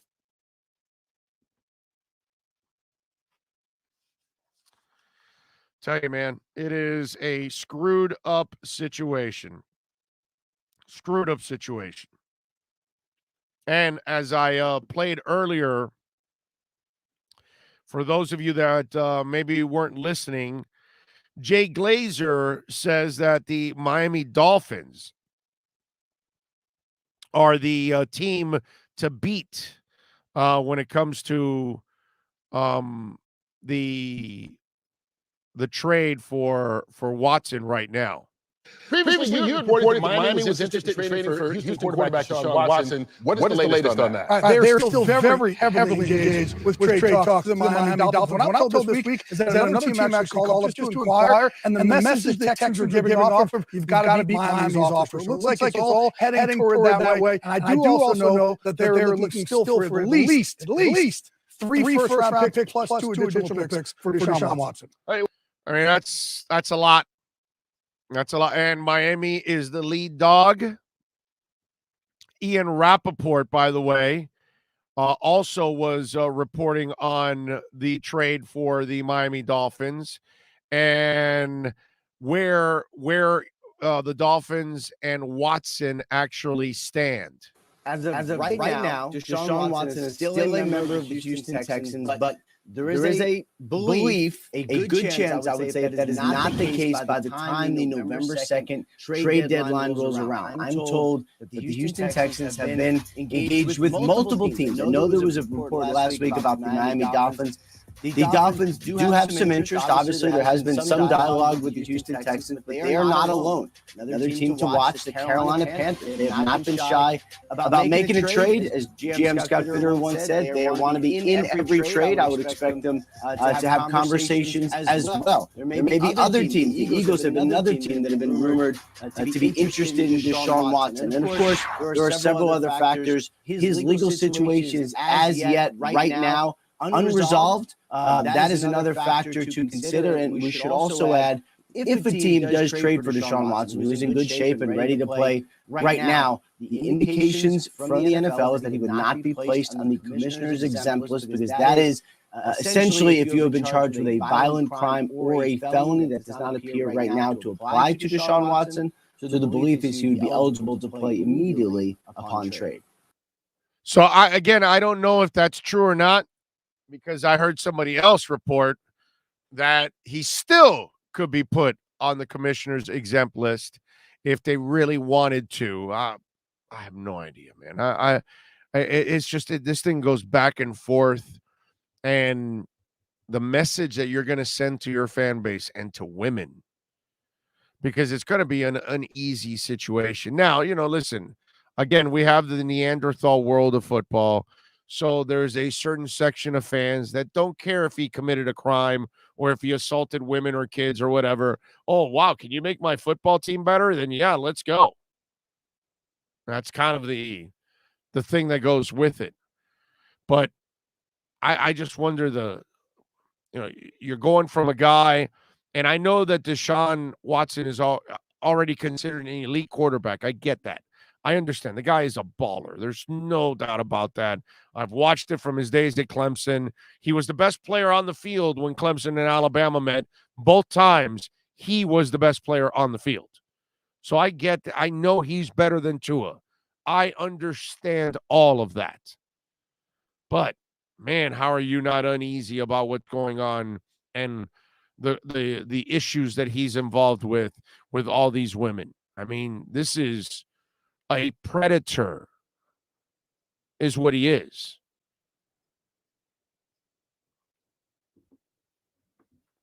Crazy. Rich V says Carolina. What does that mean? I don't know what that means. But it's funny because you brought that up.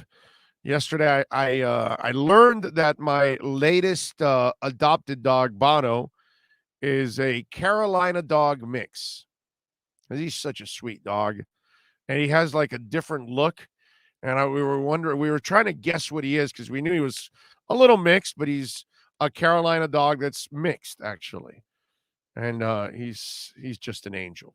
So somebody that, Rich V, you brought up Carolina, it's what came to mind that we discovered that Bono is a Carolina dog mix. Sweet, sweet dog, man. It's nothing like adopting a dog. It's so good. It's such a great feeling to adopt dogs. It is awesome, man. And especially when you're giving them that home and that love like we do here at our house. It's pretty awesome, man. Pretty awesome. Big O, are you looking for friends? Yeah, we need lots of friends. I always want friends in life. Why not? I hope that we have lots of friends here on the show. So, yeah, always looking for friends. And I'm looking for friends to smash the like button. It's very, very important to smash the like button for this friend here. Chris Adams says, oh, and thank you for the love on Super Chat, Chris. Says, oh, it's not about the fans stink about Deshaun Watson on what he did or didn't do. It's the owner, and it's going to happen for better or for worse. Sucks.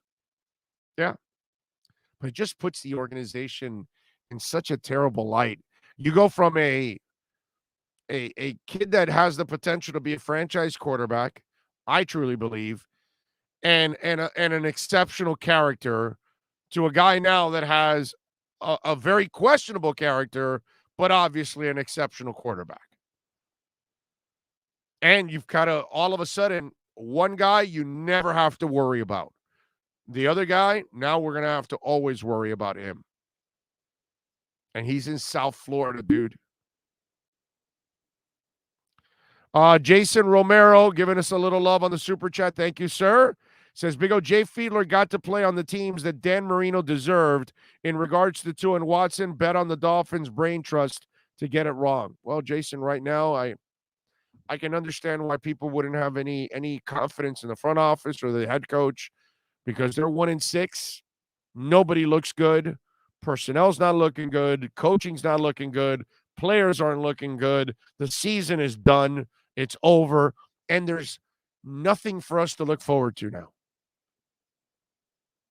We can't even look forward to the development of Tua. It doesn't matter what Tua does. How screwed up is that now? So they're not going to the playoffs. They're not going to challenge for any kind of playoff position. They're not going to have a winning season. They're going to have a terrible season. You don't even know what you're building for next year. I have no idea who's going to be here, who's not, what players are going to be here, what players aren't. I hate this, man. I felt like we were making some progress, and you're watching the building of it all step by step. I was excited about this. This is just like taking all the just like I'm so disgusted. I just am. John Russell says, Big O, would you lose any respect for the Dolphins if they go for Watson? Yes, I am. I am going to lose some respect for them. Yes. Yes, I am. Yeah. Until I find out the entire story about what's going on with Watson, I don't know if we ever will. I'm always going to be uneasy about that. Like, you traded for an absolute, dirty character for a guy that has an impeccable character and has the ability to be good. And yet, yeah, I get it. You're trading for a guy that can be great, but he also could be found guilty. I mean, this thing could become a bigger mess. You know that, right? You give up all the picks. What if he's found guilty? What about if he has to, by some weird chance, he is found guilty that he serves jail time? And so he's got to serve jail time, and then he's also got to serve a suspension when he gets out of jail. You're going to look like an idiot. And as I told Omar, there's not going to be any kind of, contingencies on the draft, on the trade, Oh, well, no, if he's found guilty, you got to give us back these picks. No, dude. They're going to make you take him as is, period. And we don't have a lot of luck as the Dolphin Nation. I mean, we can't get this team back on track to win. We can't be happy with a front office and a coaching staff. We can't find a quarterback that we want to keep here and actually play well. They never go to the playoffs. Please don't tell me that they go once every 7, 8, 9 years. I don't care. That's never, basically. If you have sex once a month, you have no sex life. I don't care if you did it 12 times a year. That's not a sex life. You know what I'm saying? Big O, it's heartbreaking. We believed in the plan, and we lose the QB. We have, but we're going to have to watch another slow train wreck as fans. But wins cures all, and people forget easy when you do. Hey, man, listen, I would love to see the Dolphins win. Nothing would make me happier to see the Dolphins win. It would make me really happy because I know there's a lot of us out there that have been suffering all over the world following this team. And doing this show, you know, we get to connect with people all over the world, man. I mean, there's a gentleman in Argentina watching and supporting the hell out of the show. And thank you again, sir. Hell of a donation to the program. Thank you. And we're all suffering, man. That poor man in Argentina's got his son involved in the Dolphins. And we know we're supposed to take care of our kids. Not torture them. Bust to Live says, keep Tua for insurance if we get Watson. Do you know, Bust to Live, do you know how disastrous that would be? You give up 400 picks to acquire one guy, and then you keep the other guy you drafted at number 5 overall to be a backup? Yeah, no, I don't think that's going to work. And I don't think you're going to keep Lee Steinberg. You know, I don't know how Lee Steinberg hasn't blown up yet. Seriously, I have no idea how the man has not actually exploded.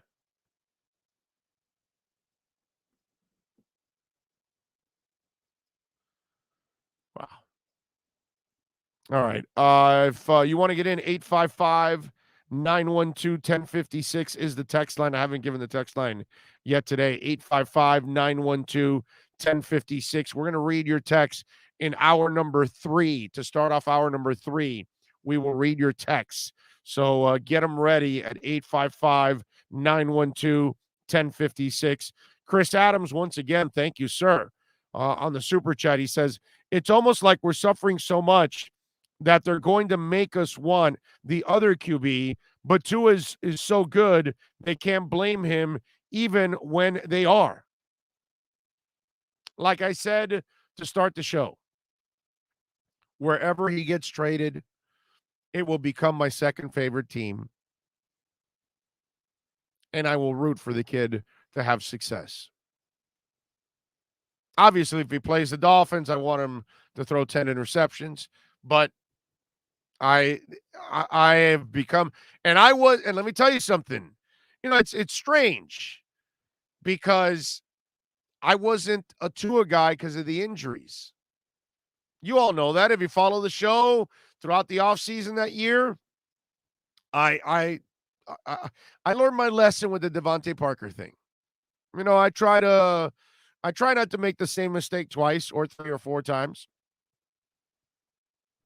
Once in a while, I may do it, and I'm not perfect. But I love Devontae Parker coming out of Louisville.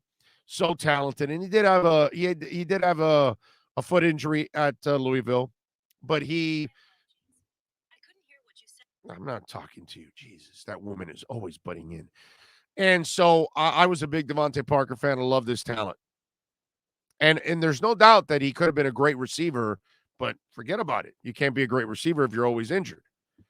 And I kind of learned my lesson then, and I said, yeah, no more with the injury-prone guys. I'm not drafting any of those guys ever again At least for me, not that I'm drafting them, but I'm saying when I look at players and I tell you who I like, I'm probably going to shy away from the injury-prone players. And that's the only reason I held back on Tua. And then when the team drafted him, okay, all right, I get it. Because I do like him as a quarterback. I think he can play in this league.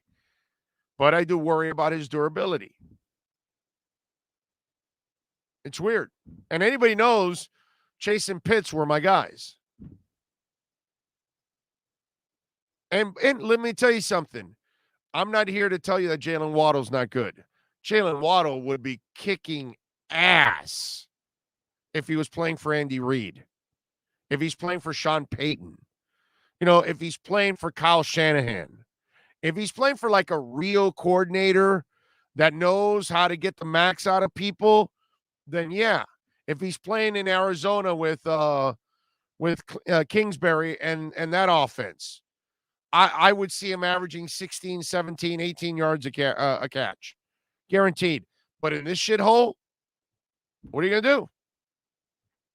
It's not his fault. I don't blame Tua because he's in a shithole. I don't blame Jalen Waddle because he's in a shithole.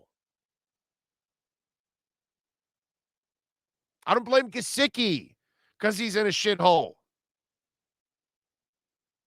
There are some players that are pretty good, but it's the situation that they're in brings them down. The coaching staff that they have absolutely neuters them. And that's the problem on this team. More than anything else, it's the coaching staff that has hurt these players. And I don't know what happens after this Bills massacre on Sunday. Notice this week, I never told you who I thought would win, or I didn't even want to get to that point. You know why? Because I was going to pick the Falcons. And I didn't even want to pick the Falcons this week. I didn't even touch the games at all. I just stayed away from it. Points, picking it. I've had fun the first few weeks and picking the Dolphins and all that. And it's just, I've lost all confidence in this team. Sucks, man. Absolutely feels terrible. By the way, let's go over our picks in the NFL slate. We did pretty good, Sean. This week we needed it because we were in the hole. We needed to climb out of that hole. We came into the week at 16, 22, and 1. So obviously you do the math. We're 6 games under 500. So we told you to take Tennessee +4 against KC. I've been telling you for weeks that KC is not a good team. And now they've got a losing record. They got trounced by Tennessee 27-3. Oh, by the way, Justin Herbert does not get credit anymore for that win because he didn't beat a good team. KC's not a good team. Anyway, I told you Tennessee +4, and Tennessee won by a mile, 27-3. So we went 1-0 on that one. We told you Raiders -3, and again they ended up winning 33-22. And we told you to lay the money on the Raiders money line, which was -150. I didn't care. I felt really good about it. We're 3-0 after the 33-22 win. Then last night, we told you go Colts +4. And Indiana defeated the Niners 30-28. So they ended up winning 34-28. So we went 4-0 this week in the NFL slate. We needed that badly, dude. So now we're 20-22-1. Now we can see the light at the end of the tunnel. We can start to maybe climb out of this thing. Although tonight, Saints are favored by 4. The over and under with the Seahawks and the Saints is 41.5. Saints are -210 on the money line, and the Seahawks are +176. Now it is in Seattle. And we are not talking about, we're not talking about a great quarterback on the Seahawks side in Geno Smith. And I know that I'm kind of taking a gamble on the Saints side, but I'm actually going to lay the points on this one because I think the Saints defense is going to cause some issues for the Seahawks offense and maybe a turnover or two. So I think the Saints are going to win by a touchdown easily in this game. So I am going to lay the 4 points, and I'll go New Orleans -4 at Seattle this week or tonight on Monday Night Football. So that is my selection. All right. There you go. NFL slate, baby. What do we have here? Tua doesn't get credit for anything because he hasn't beaten anyone good. Joking of argument on Herbert. Well, he beat the Rams last year, sir. I'm not sure if you knew that. They're pretty good. Beat Arizona also last year. He beat Herbert straight up last year also. So, that's all right. But I'm just saying, you got to have – I need to see you perform under chaos and win in big moments and stuff like that. So, eventually Herbert will be in those positions, and we'll find out. Just can't speed this thing up. You can't hurry. You can't rush it. Mr. Spock says Boyer equals Tom Olivadotti 2.0 with zone schemes. Just awful on third down. No consistent pressure on QB. Defense can't get off the field. Why does Boyer still have a job? Wonder why Flores doesn't call D. Again, this is all on. Don't pick on Josh Boyer. Don't pick on Jean-Pierre. Don't pick on the 87 coordinators you have. It's all flow. All rivers flow to Brian. That's what it is. I'm telling you. There is no bigger problem in the organization right now than Brian Flores and his coaching staff. Brian Flores and his coaching staff are the ultimate cock blockers in the relationship.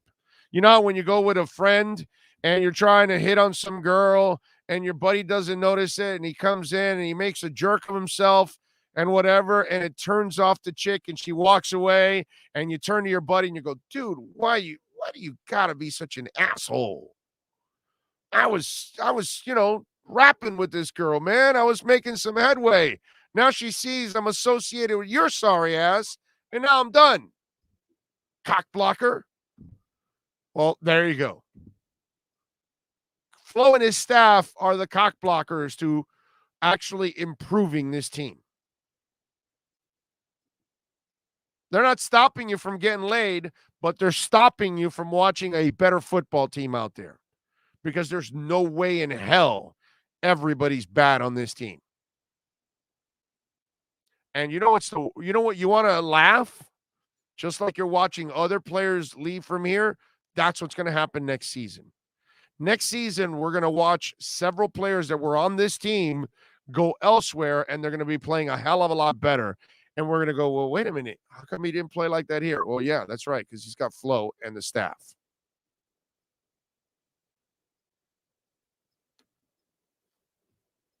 Biggest effing problem on this team is Brian Flores and that weak-ass staff.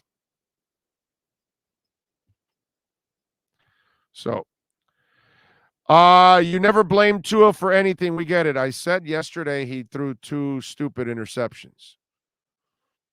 I don't know what you want me to tell you. If you listen to the podcast or listen to the postgame, I said he made 2 stupid interceptions yesterday. So we do criticize him, but we're pretty realistic. He's not the problem on that offense. Tua's way more competent than Flo, way more confident than all the offensive coordinators, way more competent than the offensive line, way more confident than all of his receivers, basically. So, but that's the reality. If you don't want to face it, it is what it is. Greer and Flores hired high school coaches. Yeah. Yeah, not Greer, Flores. Greer doesn't hire the coaches. Greer doesn't control who stays on the 53-man roster. That's Flo's job. So Greer gets, you want to blame Greer for something? Hiring Flo. And that's, in the end, I think that's what may end up costing him his job. He picked the wrong coach. That's what I think is going to end up costing everybody their jobs, unfortunately. Because I don't see Flo showing me any answers. Expectations is a whole different monster now. It's cutesy when you're building a team that has nothing and you have no expectations. But once you have expectations, if Tua was the Carolina QB, they would be a playoff team. They would be in much better shape, that's for sure. DJ Gallagher says, Big O's pretty fair on the assessment. First one to jump on the coaching staff before anybody. I mean, it's obvious. I'm not breaking any news here. If you all can't see how bad this coaching staff is, how much they're failing players, I can't help you. Because I find it unfair that we're picking on a lot of the young players when we're watching veteran players screw up all over the place and underperform. And that falls on the coaching staff. And when I'm watching constant mistakes, if Austin Jackson keeps making mistakes on the O-line, but your stupid ass keeps playing him, I can't help you. If Albert Wilson does nothing for you, but your dumb ass keeps him on the roster every week, I can't do anything for you, dude. I can't help you. And if you want to keep playing Malcolm Brown like he's the answer when he's not, I can't help you.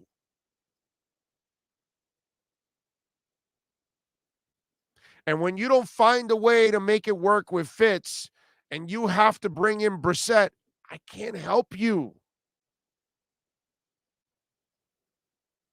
And when you want to push out Kyle Van Noy and you don't have a replacement, I can't help you. When you decide that you'd rather have the offensive linemen, the young guys that are unproven, over Eric Flowers, I can't help you.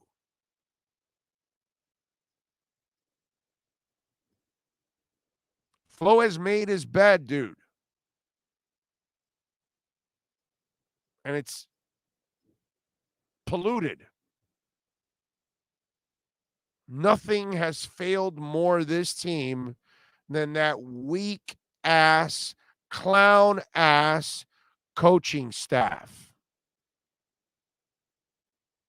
How Mac Hollins has not been a bigger part. How Mac Hollins is not your number 2 wide receiver. Yes, listen to me. It's Jalen Waddle and then Mac Hollins. And how he has not been your number 2 wide receiver, I don't know. I can't help you. I can't help you.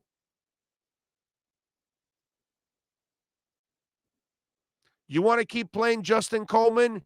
You go ahead.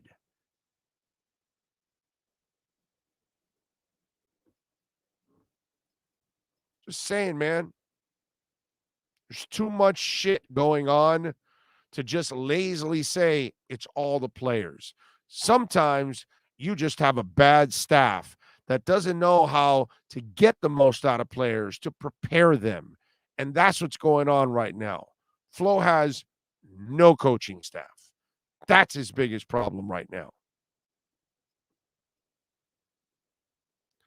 The Fitz decision was necessary, in my opinion. Everything else, however, you are 100% right. Yeah, but my point is the GM brought in Fitz.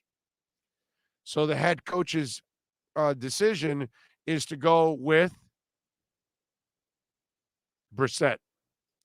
So if you're going to get rid of Fitz, well, then bring in somebody competent, bro.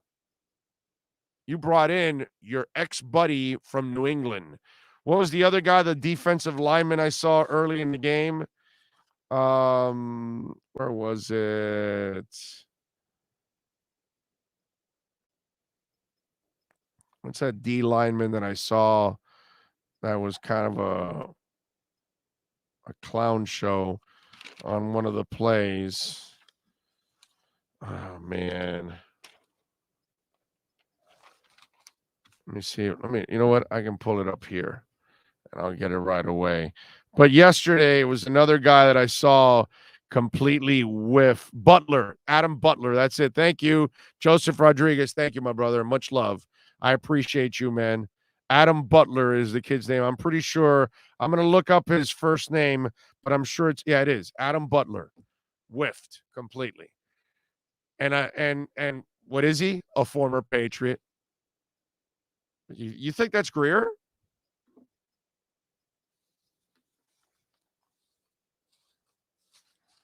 Nothing has failed more than Flo and his staff. Nothing. Bunch of Adam Butlers are coming in. Thank you. Thank you all out there. You guys are just absolutely amazing. Appreciate it. And don't forget, please smash the like button, okay? And if you want to make a donation, Cash App or Venmo, Cash Big O Show. That's Cash Big O Show. Mr. Spock says Preston Williams, after that drop pass, laughed it off like the Finns were up by 30 points. That just shows some players don't care about winning and are here for a paycheck. Let me give you. You know what? I'm gonna elaborate a little bit on that one.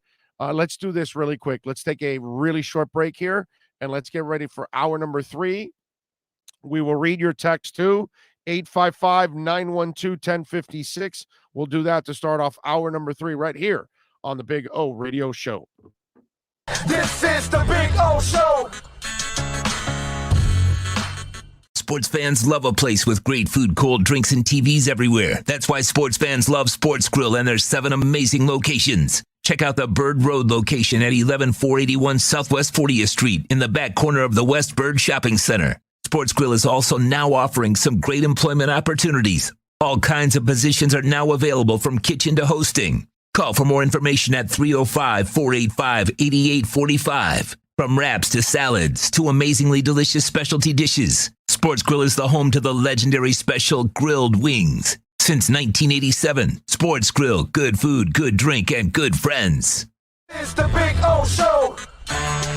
Judge, you tuned in to the hottest sports radio. When you need your warehouse looking good while staying efficient, there's only one place to find the finest racks in the business. Pallet Rack City in Hialeah. 305-424-8547. That's 305-424-8547. Pallet Rack City is the company you need when you want your warehouse sporting the finest racks in the business. After all, who doesn't love a great rack? Pallet Rack City.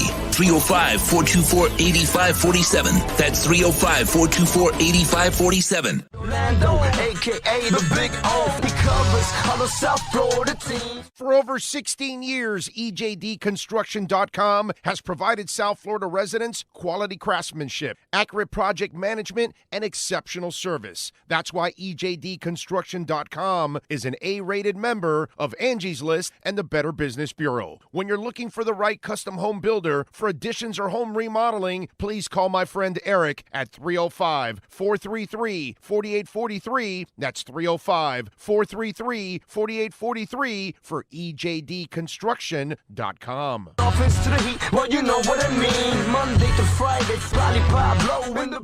There's no need to drive around South Florida wasting valuable time looking for a new or certified pre-owned Acura. Go to the #1 volume sales dealership in the Southeast United States. Craig Zinn's Acura of Pembroke Pines. Purchase with pace and space in a dealership tailored to your needs. From home buying to providing that personal touch. Contact the 2020 Satisfaction Award winner Craig Zinn's Acura of Pembroke Pines. 888-776-5123. That's 888-776-5123. Or visit them at 15601 Pines Boulevard in Pembroke Pines. Show on the radio, the top's where we gonna go, Miami, that's the way we roll.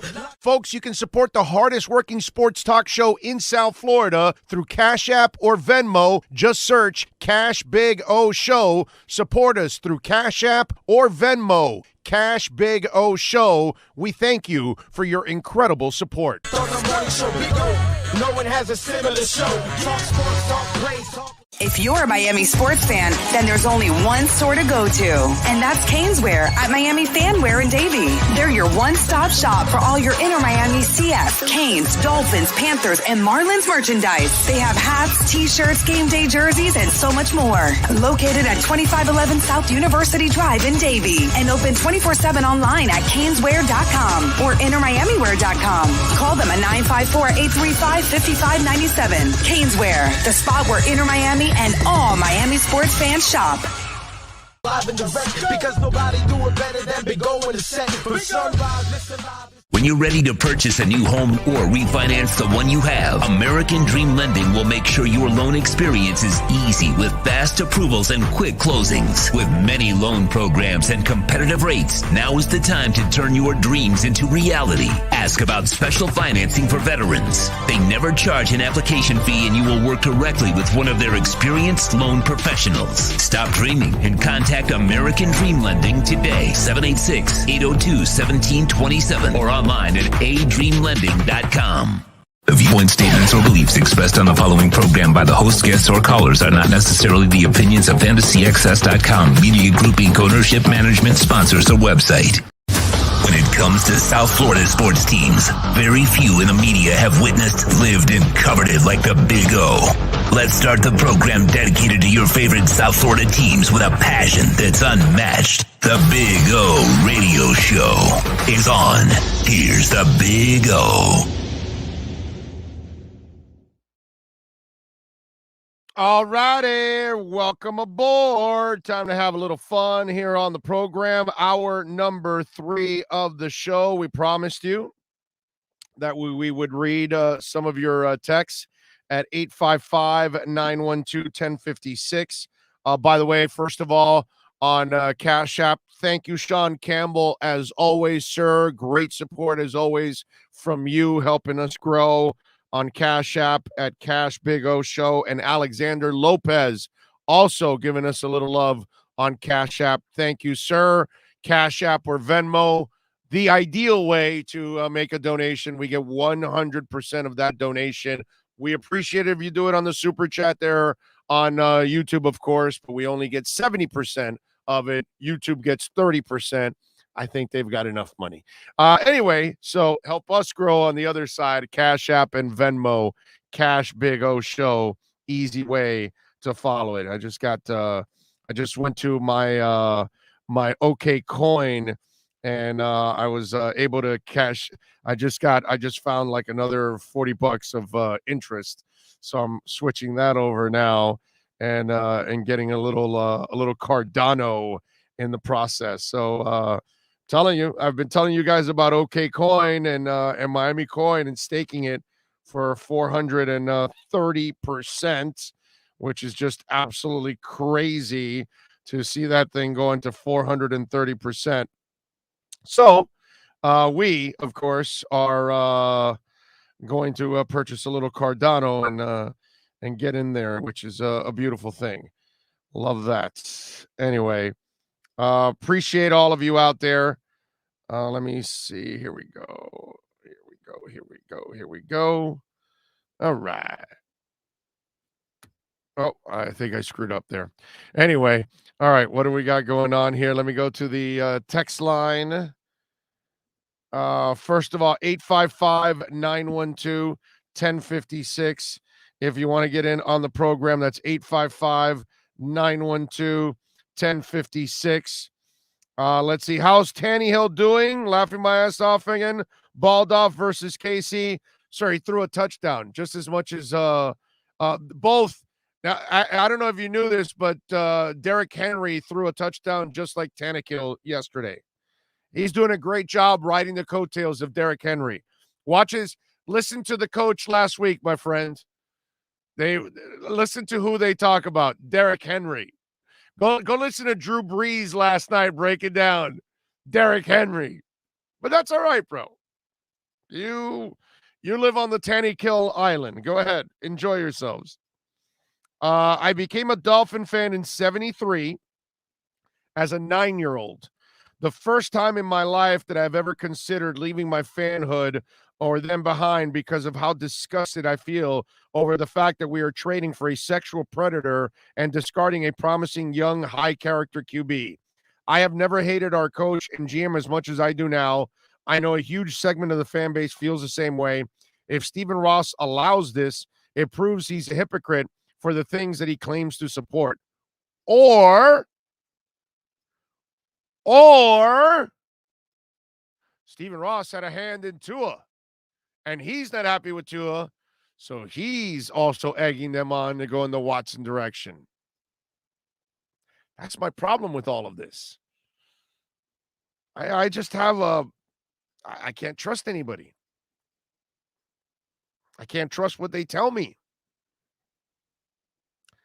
Did Watson have a 24-0 lead in the AFC Championship game? A great QB shouldn't lose that game. Find a way.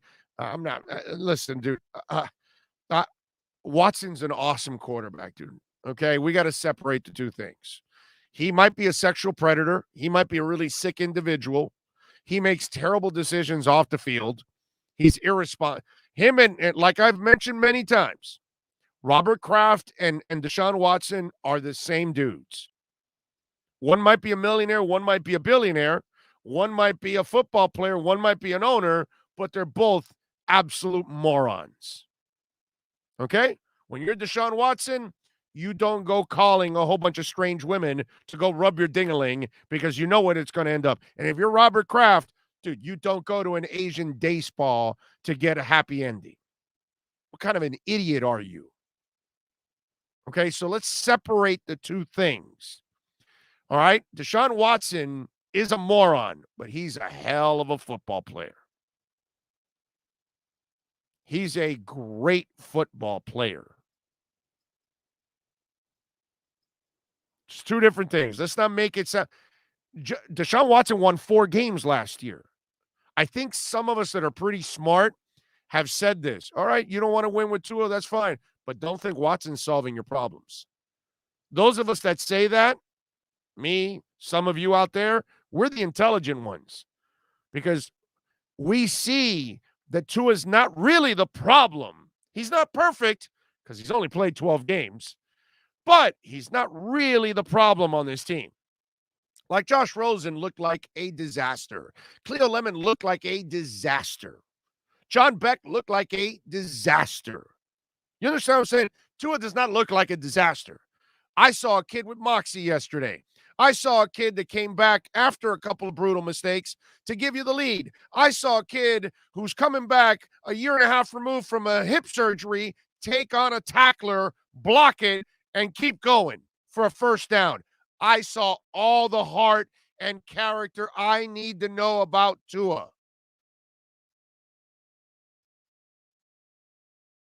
But let's not confuse anything here. Deshaun Watson is one hell of a player. Questionable character, but one hell of a player. So the question is, do you believe in Tua or not? Do you believe you can build around him or not? Okay, you don't, then you go trade for Watson. That's fine, but you are trading for a problem. Not on the field, but you could be trading for a major problem off the field. And that's the truth. And there is no guarantees you will never have another problem again with Deshaun Watson. Because he has shown poor judgment over and over and over again.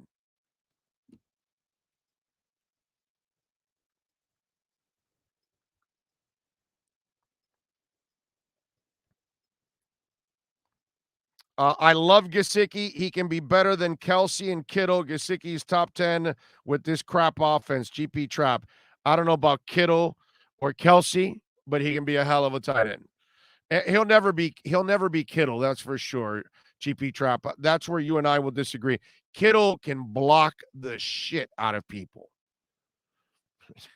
That's not Gesicki's game. Okay? I don't need him to block. And Kelsey isn't, pancaking anybody either. He's maybe slightly better, but not by much. But Kittle's complete, dude. Kittle's scary. Like, he's scary good. He really is.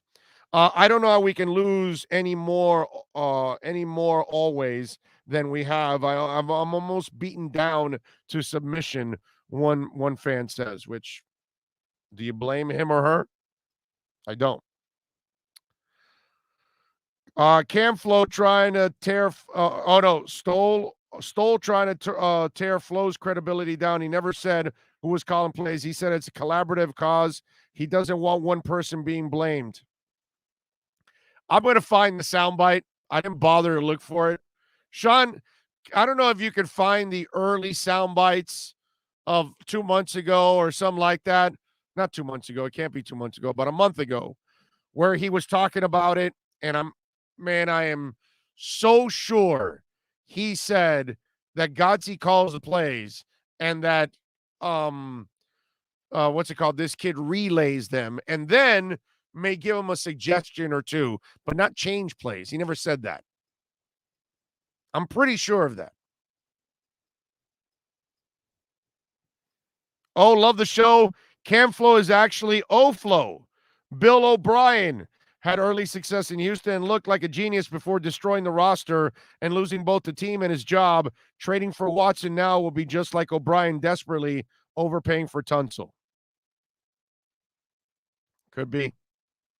Could be. Let's see. Hi, Big O. From a guy who wanted Herbert from the start, I saw enough of Tua in the last 2 games to say I'm in your camp to give the kid a chance. One thing I look for in a good QB is the ability to come back after making mistakes, and second, the ability to come back in the fourth quarter, put you in the position to win. He definitely is in the greasy Montana class of QBs, and to make that comeback despite the controversy shows a lot of character. Keep him and get rid of Greer and Flores, and take the 3 number 1 picks and send it to Tennessee for Derrick Henry. And I'm like you, I'm disgusted how this team is treating the kid, including the moronic Stephen Ross. So ask Omar, why did they pick him? I think we kind of talked about that. I don't understand why they picked him at all. I don't get it. They have never acted like they really were completely sold on the kid. Oh, I understand the Tua love, but last night I watched Wentz throw the ball deep consistently, and even if he doesn't complete them, I see a pass interference call or something. Tua's dink and dunk. Dude, are you seriously comparing the offensive line for Carson Wentz to Miami? Do you know that just the Notre Dame guy on the line is better than all 5 guys Miami has? Come on, man. I mean, I'm not even going to continue with that. When some of you want to compare apples and apples, then we can have a conversation. But when you're comparing apples to a rotten ass, well, I don't know what's the worst fruit in the world, rotten, but whatever it is, that's what the Miami offense is. I mean, seriously, come on, man. Indy's got a line. Miami doesn't have a line. Is it me or is it Chris Greer as a man in hiding? He made the draft picks. He hired Camflo. Should he address the media about how unhappy he is with the team? And if he has changes will be made, Dolphin Jeff. They don't do this till the end of the year, Dolphin Jeff. You know what I mean? GMs don't talk, man. GMs talk at the beginning of the year. They talk at the end of the year, and they talk during the draft 3 times a year, basically. That's when you'll get them. So the next time we're going to get Chris Greer will be at the Senior Bowl. Sean and I will be there at the Senior Bowl for that. Okay? And we'll get him for you. And we'll put it live on YouTube and everything. Okay? That's why we tell you. Hit that like, hit that, smash that like button. Subscribe. Hit the notification bell. All of those things, man. Support us. So when we start covering all these live events and everything, you're going to get it all live here. Daniel Grafton says, Brian Flores' new job at Alabama, a.k.a. coach's rehab collusion course. Daniel, thank you for a little love on the super chat, my friend. Let me see. What else do we have here? Sorry, my name is George. Forgot to say they need to re-sign Gesicki. I hope they're smart enough to re-sign Gesicki. Oh, your love for Tua is toxic. Stop trying to convince people. I'm not trying to convince you. You don't need to be convinced, bro. I'm giving you my opinion. That's why you're tuning in, right? Whether you agree or disagree with my opinion, that's what sports is all about. But I'm not here to convince jack shit. If you don't want to be convinced, you're not going to be convinced. That's fine. I'm just telling you how I feel. Okay? And I'm the guy that wasn't going to take a chance on him because of the injuries. I wasn't a Tua guy. I wasn't a Tua guy, and I wasn't a Justin Herbert guy either.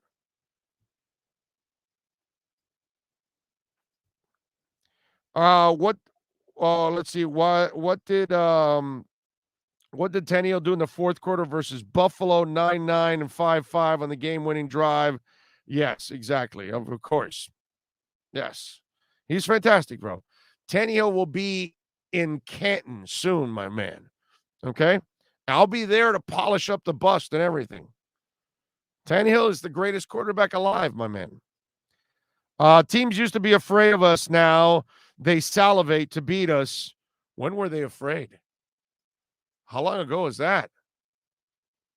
What are we talking about? 30 years ago? I have no more answers. A fan when Shula came from Baltimore. Thank God for the early years. Amen to that, sir. You're right. But we have to go back to Shula. It's been bad, bro. It's been really bad. The Dolphins found every way to beat themselves, and the defense was shit. When it mattered most, Howard got roasted. 2 interceptions, hurt by damn Tua, is giving it his all with this poor team. He can't always squeeze water out of rocks with this team. I agree. But that's kind of how it is, right? Some of us believe in the kid, and some of us don't. James in the DR says, good morning. Who's that on TV tonight? Life is good. On that note, Big O and Omar Kelly pontificating this morning about Tua. Life is really good. Hoping a power that he sees the potential of Tua. This young man can play. Dolphins, get your shit together. Stay safe. James in the DR. Thank you, James. Appreciate you as always, my friend. Oh, I need you to tell the story to my boss about Marino and Jimmy Johnson. He thinks that they got along in Marino's last year. No, dude. Jimmy Johnson was an asshole to Marino. He was dying to get rid of Marino. Huizinga didn't allow him to get rid of Marino. That's what it was. And so then Jimmy stubbornly then wanted to build the team in the image of Dallas when he didn't have the Dallas talent. Not the offensive line, not the running back. And then he took away all the power from Marino. Audibles, players, Irving Fryer, all of that. He was a disaster, bro. Yeah. Are you kidding me? So I'm not sure. Maybe your friend is like, what is he, 25? 30? Not old enough? Didn't live it? Because it was pretty obvious that Jimmy Johnson was, not only was he incredibly irresponsible when he was here, monster underachiever. I'm with you there. Big O, congrats on your Panthers beating my Flyers on Saturday night. You guys are a good damn team. I don't know what to think of our Dolphins right now. And lastly, I'm heading to Disney World tomorrow. We'll be listening to your show this week. G from Pennsylvania. Thank you, G. Have fun at Disney, man. I love that place. Love that place. Me and the wife have been saying that we're going to wait another year to go back because we want it to be back to normal completely. I want to go back to Disney where I'm not wearing a mask and just everything's normal and we can just go have fun and no limitations and all that kind of stuff. But I've been dying to go to Disney. I love Disney, man. Don't need to be a kid to be at Disney. Not for me, at least. Sorry. Love it. I can walk around, go have a couple beers out at Epcot. Love Animal Kingdom. Obviously, we're a family that loves animals, so Animal Kingdom is a place we love to go. I love Disney, man. I have a great time in Disney. Tannehill might not be a Hall of Famer, but he made Tennessee franchise relevant. Yeah, he did. Yeah, no, he carries them, bro. Yeah, Derrick Henry just rides his coattails. Oh, you're right. You're right. Tenny's phenomenal, bro. Tenny could be the greatest QB in the history of the game. Seriously. He just could be. Right now, Brady and Montana wish they were Ryan Tannehill. My brother, you have to stop with the revisionist history. Now you're complaining about trading Minka, Tunsil, when you thought it was brilliant. Greer was playing chess instead of checkers. I never said anything about the Tunsil trade. The Tunsil trade was a terrific trade. What you got to do with the picks, that's a whole different ballgame. Minka, we already talked about this like 2 weeks ago. Minka could be the real sign of maybe he saw what was happening with Flo. So all the stuff that we were complaining about with Minka, that he didn't want to be a team guy. Well, think about it. Here's Tua. Look at the shit he's got to go through. And he's not getting any support. So maybe Minka was right. Sometimes you have to revisit things and look at what's going on. And then if you're wrong, and if it's different than what it looked like, then you got to come clean and admit it. And maybe Minka was right, because things are falling apart on Flo. It's not like he's got everything put together here and it's like he's figured it out. And the way he's treating Tua makes Minka look even better, because Minka's like, Bobby McCain sacrificed himself, got a shoulder injury, moved to safety, and all you did was cut him for it. So why am I going to move around, and then you're using me up in my body, and because you don't have somebody else for that position, so I got to play it and carry that burden. What if I get injured? What are you going to do to me? And here's Tua balling out, trying to play his ass off, and he's getting no support. He gets gifted with fractured ribs. So sometimes what you have to do is be man enough to also look back and say, maybe I was wrong in the way I looked at this. Maybe Minka was right. What would be wrong on my part would be to keep saying that Minka was wrong and assuming that Flo was right. Well, with what's going on now, I have to revisit it. I have to look at it again, and I have to say, was I right? Was Minka bitch actually bitching for the right reasons? And right now, Minka is getting more justification for how he acted when you see what happened to Bobby McCain and what's going on with Tua. Hey, man, listen. If I'm right, I'm right. If I'm wrong, I'm going to tell you I'm wrong. Care? I'm a human being, dude. I'm not going to be perfect. Be kind of boring to be perfect, too, by the way. I remember JJ saying at a press conference that he isn't used to scoring so fast that it doesn't help in time of possession. I don't know. Whatever, bro. Jimmy found a bunch of or 4 really good defensive players, and after that, I'm not impressed with anything else he did. I'm different than some of you out there. I view Jimmy differently than others. I view him as an underachiever at the University of Miami, and I view him as a guy that was an underachiever with the Miami Dolphins. And so, yeah, he had an incredible run in Dallas, and that's what should get him in the Hall of Fame. But he's not as great as people make him out to be, because he showed me he wasn't that great in certain other stops. Okay? And losing that Fiesta Bowl for me was as ignorant coaching as I've ever seen in my life. Okay? The only dumber thing than not continuing to give it to Alonzo Highsmith was Pete Carroll not giving it to Marshawn Lynch. That's about it. Pete Carroll is the worst decision I've ever seen in the history of football. The second worst decision I've ever seen in the history of football is the Fiesta Bowl game by Jimmy Johnson. So that's where,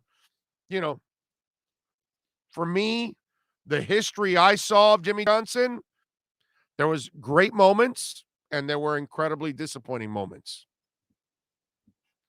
And at the University of Miami, in my eyes, he was an underachiever. Should have won more. With what he had, should have won a lot more. But whatever. What can I tell you? But, we all look at it however you want to look at it. Trade Parker, Preston, Byron, and Rowe and keep Tua. Well, first of all, Parker, you're not going to get anything for him. Preston, you're not going to get anything for him. Byron's going to be very difficult to trade because it's a high salary. So you're not going to get much. You're not going to get a high pick because nobody's going to give you a high pick and pay him a high salary. Not going to happen. So all of that is kind of really fantasy. Big O, I agree with you on JJ. He actually set the organization back and ruined Marino the last 5 years. I know. He made Marino go through hell when he didn't have to. But it is what it is. Why didn't we train the young guy, Minka, instead of trading him? That's Flo, dude. What can I tell you? Obviously, Flo could not reach him, and he didn't want any. Listen, in the end, you can't blame Minka anymore. He did the right thing. He left, went to a better organization. I know that Big Ben is probably done, so it's going to be hard for them to really compete. But my point is the Steelers are still a better organization overall. Okay? And right now, the way things are going with the Miami Dolphins,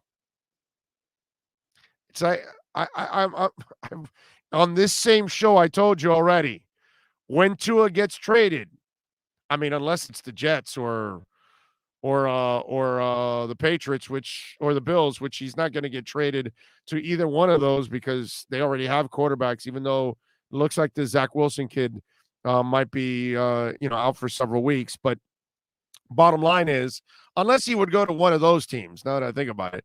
But if he goes anywhere else, I'm going to be rooting for the kid. Because it's not his fault what's going on here. He has zero support here. He has no coaching staff, and he has a weak offense. And he's not supported. I feel terrible for him. I really do. Let's see what else. The obsession with bashing Herbert and Tannehill is unhealthy. The fans of those teams are very pleased here. Good. I'm happy that they're pleased. Good for them. I don't really give a shit, Henry. I don't care what that fan base thinks, and I don't care if you don't like my comments about Tannehill or Herbert. Doesn't bother me. So it's all good. The Boricua says, how will our female fans react if and when Deshaun Watson ever comes to Miami with all the baggage? We're going to find out, my friend. We're going to find out because apparently the Dolphins organization doesn't care what the public thinks about acquiring a person that could be a sexual predator. I mean, they love being associated with it.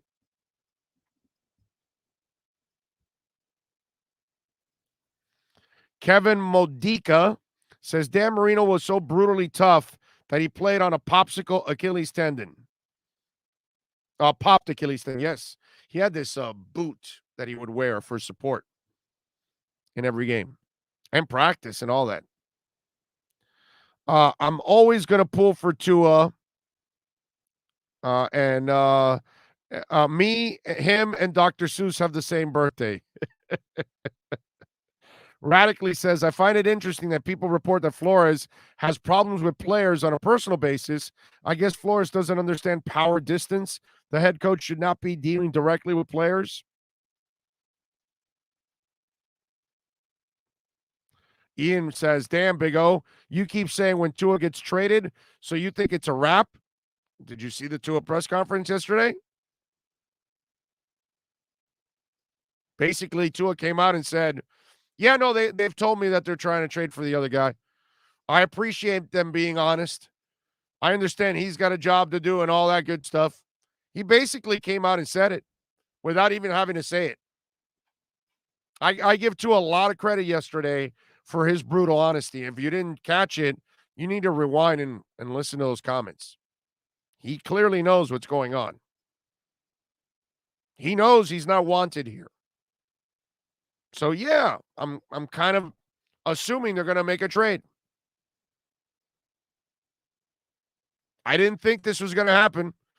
I didn't even think it was possible. I thought the NFL would void it, and maybe they still will. Maybe they'll stop it. I don't know. But, I mean, to trade for a guy with all those issues. Dougie Fresh says, oh, if Watson does come to us, imagine the distractions, the PR nightmare, and what it says about an organization who acquires a player who may be guilty of violating multiple women. I know. Jeff Hollow is asking, how do we fix this? I'm 53. Met Shula at Senior Bowl in 78. I was 9. Been a diehard fan ever since.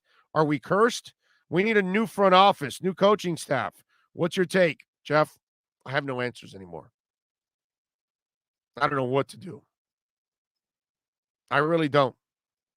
I have no idea how to resolve this. I don't think there's any quick fix to all of this, because all you're going to do when you bring somebody else in new, they're just going to turn over the roster again. And it's just, and I have a hard time believing that all these players are bad.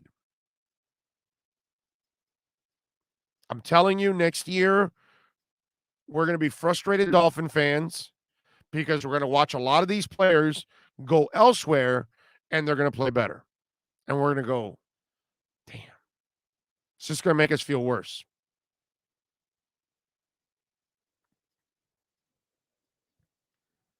Let's see.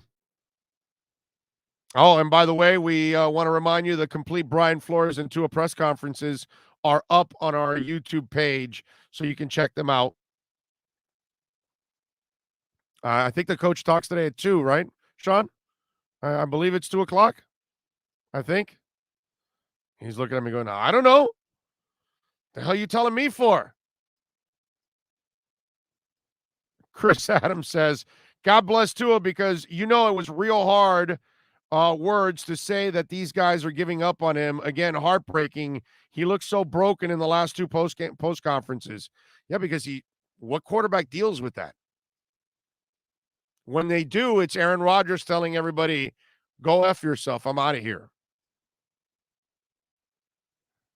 Honestly, do you really think Watson would play well in Miami? We haven't seen him play in a while.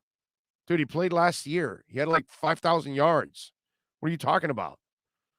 Now, he played on a bad team. He's not really going to do anything here because this team is not good and they've got terrible coaching. So he's not really going to elevate this team much. And he might get injured also behind this line. But he played well last year, dude. I think it was like 37 touchdowns and 7 interceptions and 4,800 yards or something. I can look it up. But like this guy goes, oh, he hasn't played in a while. Played last year. Let me see. I'll tell you right now. His stats last year.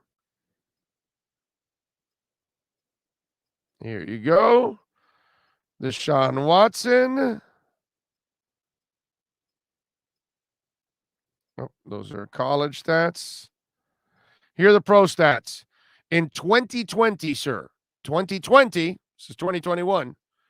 Okay, he played 16 games, threw 4,823 yards, 33 touchdowns, 7 interceptions.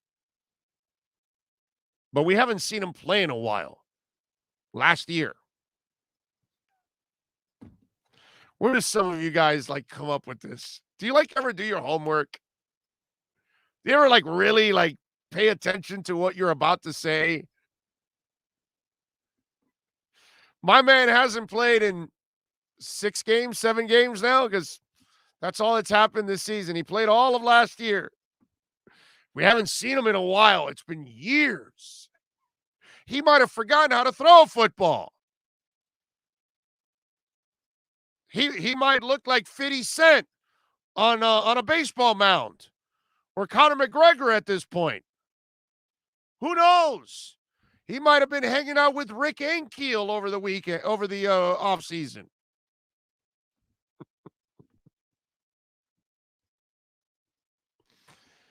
Big O put Tua on the Steelers right now, and he'll lead them to the playoffs and possibly a conference championship because the coaching there will know how to play him and utilize his skills.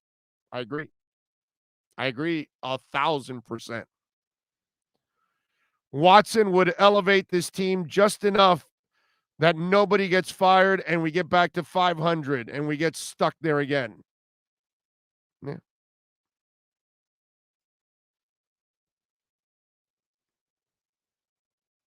A big mistake by Flores is backing up Howard even when he was acting unprofessional, insisting he can't be traded. He's on the team. Well, he wants him. Omar's post has over 70% of the fans that want to keep Tua. He's going to be mad. You know what? I'm proud of our Dolphin fan base. I mean, I'm always proud of our Dolphin fan base because they've been through hell and they're here every year, talking with me, emailing, texting, tweeting. You know what I mean? Look at this show. You guys are amazing. You're absolutely phenomenal. And I like seeing that a majority of the fan base wants to keep him. He's not the problem here. That's the thing. He is not the problem here. And you know, that Marino hug that we saw. Can I ask you all something about that Marino hug? And for those of you that didn't see it, Marino and Tua met in the pregame, and Marino was talking to him, and you could tell. Okay, let me see if I can. Okay, there you go. You can tell when you see that hug, and you see him talking to Tua, and you see him tapping him and giving him some love and giving him attention, and you know that thing on the face that the Italians do, and all that kind of stuff. I've never seen that. I've never seen Dan show that kind of affection to another player. Have you ever seen that? I've never seen that. You can see maybe talk to somebody, shake a hand, hey, what's up? Crack a smile, a joke, and keep walking or something. But that exchange there, I never saw that with Rosen. Never saw that with Fitz. Never saw that with any quarterback that was here while he's been hanging around the franchise.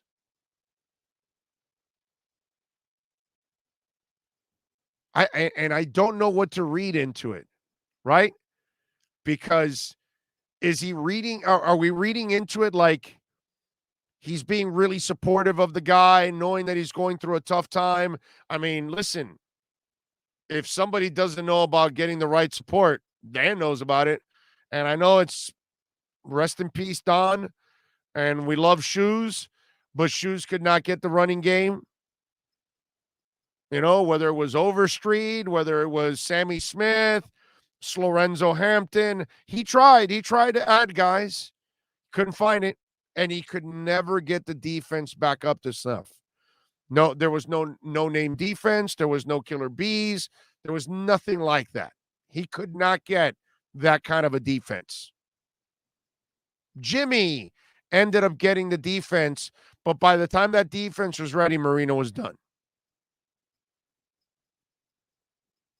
But I've never seen Dan hug a player like that and show that kind of affection publicly, because you got to know everybody was going to be watching that on the field. If he does that in the locker room where he comes in before, you know, while he's getting dressed, hey, let me talk to you, hey, man, listen to. So it's one of those, is this a connection where he's telling him, hey, man, hang in there. I know you're going through a tough time. you're doing everything. You're not the problem here. You need some help. You need some support. Or is it, hey, man, you'll be fine. Stay tough. Stay strong. I know that this is a really difficult situation. Man, if you don't play here, you'll be somewhere else kicking some ass. Or is it just very vanilla? Like, how you doing? How you feeling? Hey, man, have a great game today. Kick ass out there, man. Don't worry about anything else going on. You play your game. What conversation, which one of those is going on in your mind right now when you watch that video? Because I've never seen that, dude. I've never seen Dan do that with any other player. And if you have video on it, please show it to me. Send it to me to BigORadioshow@yahoo.com. You show me Dan being affectionate with any other player, including quarterbacks. Never seen it. Is that Dan being regretful about what's going on? That he feels bad for the kid? That it's not his fault and that Dan is supportive of him? Is he being supportive just to be supportive, or is he being supportive because he truly believes in him? And he doesn't have any say in the organization that whether he should start or whatever. He doesn't have any power over Flo or Cam Flo or Greer or anybody else in the organization. They can ask him for an opinion, but he has zero power. So what kind of a hug is that? What kind of a conversation is that? Pulisic says this team is finished for the year, yet we have Hunter Long and Noah inactive. Why? They are clueless. It's mind-boggling. Jeff Hollow says, he's saying, hey, man, stay strong. I feel what you're going through. It's all going to work out. Be great. Show them who you are and just let it fly. That could be it, Jeff. You never know. Jim McEwen says, Tua picked up that garbage pile and got the lead back. What would a real coaching staff do with him? I hear you. I heard Tua was with Marino on Marino's birthday last month. Cam Flo is a joke, says Chase Johnson. I agree with you. Cam Flo right now is an effing clown show. Richard Jacobs says 7 to 10 yard passes with 2 to 3 yard runs. Well, not going to win you games in today's NFL. Well, Richard, if they give him a fucking line so he can make a 5 or a 7 stop drop so he can wait for long plays to develop, maybe he could throw it downfield. You know what I'm saying, Richard? Do you fucking know math? Because logically, we'll tell you, if he hangs out in a 5 or 7 step drop, he's going to end up breaking his ribs again. But you go ahead and keep thinking that they're doing the short game because that's what they really want to do the entire time. Oh, and also, it's Tua's fault that they're playing the short game. But you go ahead and keep thinking that, Richard. Seriously, I keep hearing that from people, and it's like, do you fucking know this game? Do you watch it? Are you that stupid? That guy can't hang out there for 3 seconds. He'll get killed. Do any of you watch the game? Any of you out there that keep saying that the short passing game is all Tua can do? When in Alabama, he threw deep all the time, but he had an all-pro line.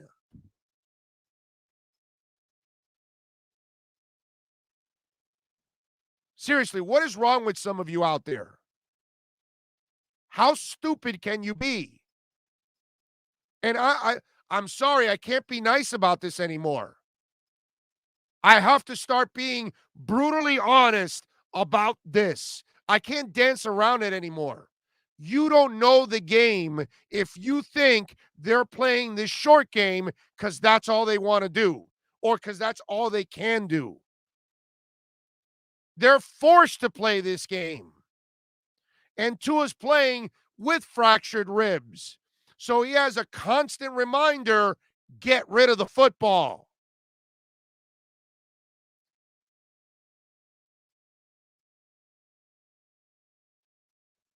Man, some of you out there, like, do you ever learn about the game? Do you actually watch the game? Holy shit, man.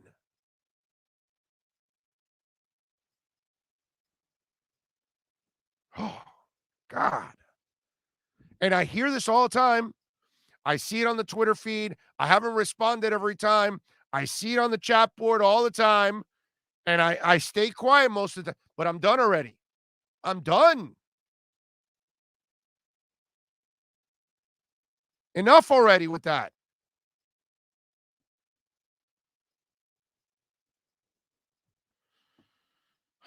Got to have receivers also to throw, Big O. They have no legit big body receivers who can stay on the field.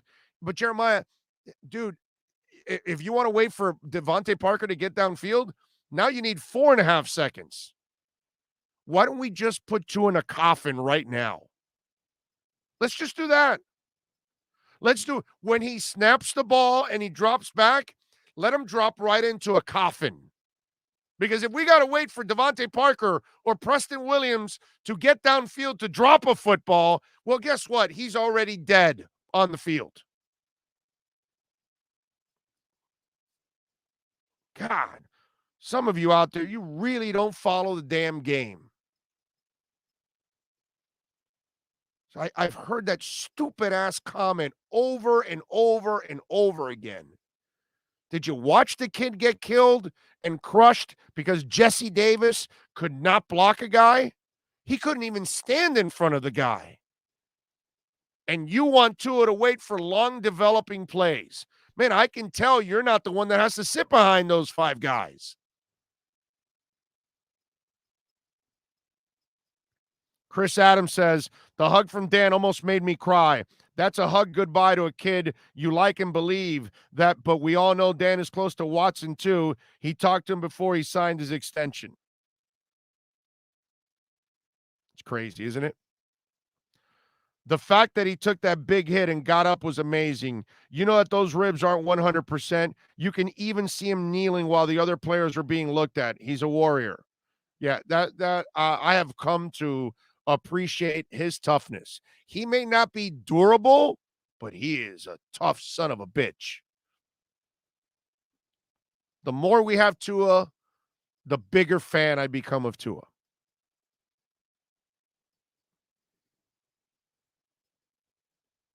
Flo Gotta Go says, I've been a Fins fan for 35 years, and this season is the first I'm asking, why do I owe this organization any loyalty?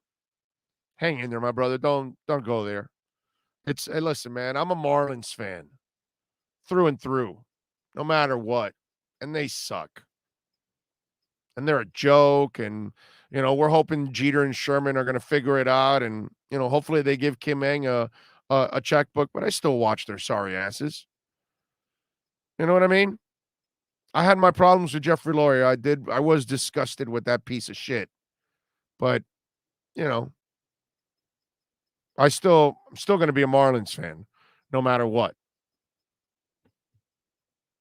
I did have a little fun one year where I was like, when they traded all those guys to Toronto, I went and bought a Toronto hat, which was actually a really cool hat, by the way. And I was like, I'm going to start rooting for Toronto since they got half our team, but that was just for radio fun. But yeah, I mean, no matter what, I can't ever quit the Dolphins, man. Now, let me throw a caveat out there. Now, for me, I think us older fans that enjoyed the good times, it's easier for us to hang on. It's not easy, but it's easier. The younger fans that never get any satisfaction, the ones that are running around like Mick Jagger, those people, well, I mean, we have young people in town that grew up here and they don't care about the Dolphins. They lost people in the young generation.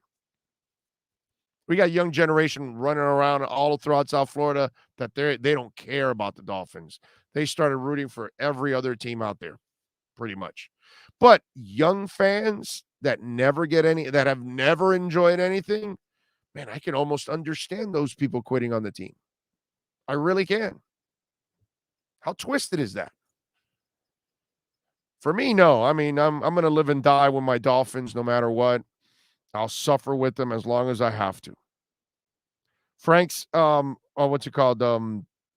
Brian Diaz says, are there any past NFL coaches that you would hire instead of Cam Flo, Jason Garrett, Lou B. Smith? Right now, man, I'm trying to think of it, and I don't even know if there's a coach I would hire right now. And remember, it's not just a coach. It has to be a coach that can also put together, a staff. That's the important part. Big O, you speak in facts. They can't handle it. It's not that they can't handle it. It's just, it's lazy thinking. Oh, why don't they throw deep? Well, dude, there's a reason why they can't throw deep. Poor kid's going to get killed. Josie Juicy J. Gotta love that.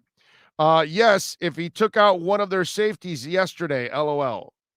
I don't know what that means. That might have been part of another conversation.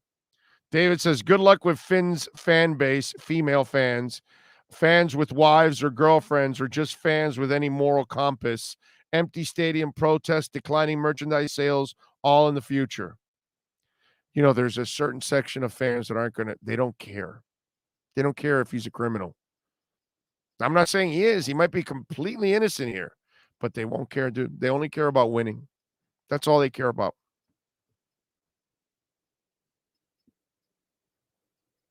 Broward Bravado says, I want Doug Peterson. If they kept Flores as head coach, then Peterson can be brought in as OC or similar to what Jim Caldwell was going to be. Peterson brings that much needed experience to the staff. As an offensive coordinator, I wouldn't mind. That kind of makes a lot of sense. Not as a head coach, because he kind of lost his team. Jeff Hollow says, I love you, O. You're the best, brother. Well, I don't know about the best, but thank you for the love. That I do appreciate immensely.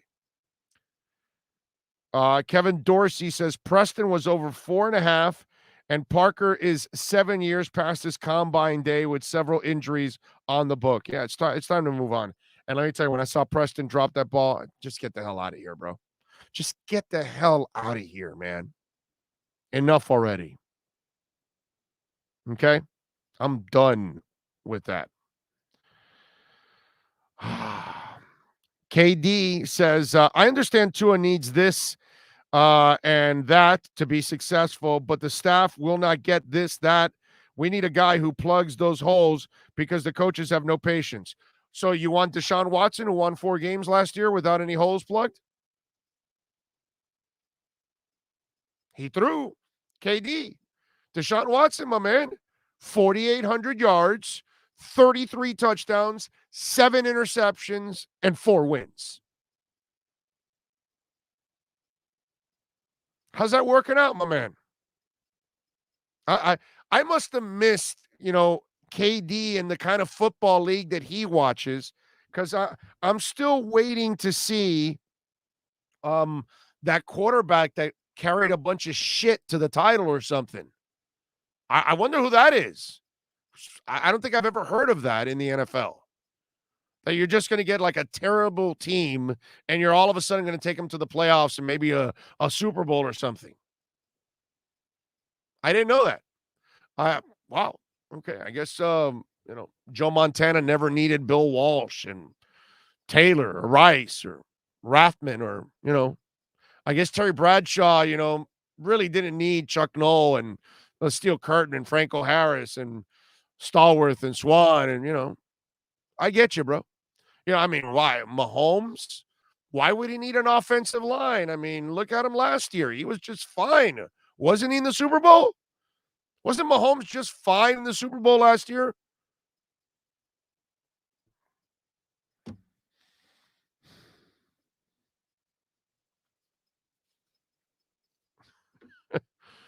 My God, bro. Some of you out there, it's like, really. George Big O, are you already jumping off the Dolphins bandwagon after criticized a lot of people for last year and a half until the third game? Every time they criticize Flo, your patience. I got to show patience. What do you want me to do? I have to show some patience. Patience is kind of running out with Flo. I'm pretty much out of patience with Flo. I don't quit on this right away. What do you want me to do?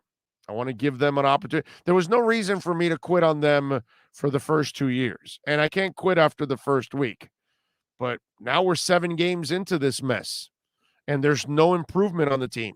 The only one that's improving is Tua. That's the only one that's improving. Gesicki's balling whenever you use him. Jalen Waddle's balling. The limited way that he can ball on this stinking offense. There's a couple guys that are actually trying and maybe doing something, but there's not enough from the team. So, yeah, at 1-6, my man, yeah, I start to kind of lose it here, and I'm losing it with Flo.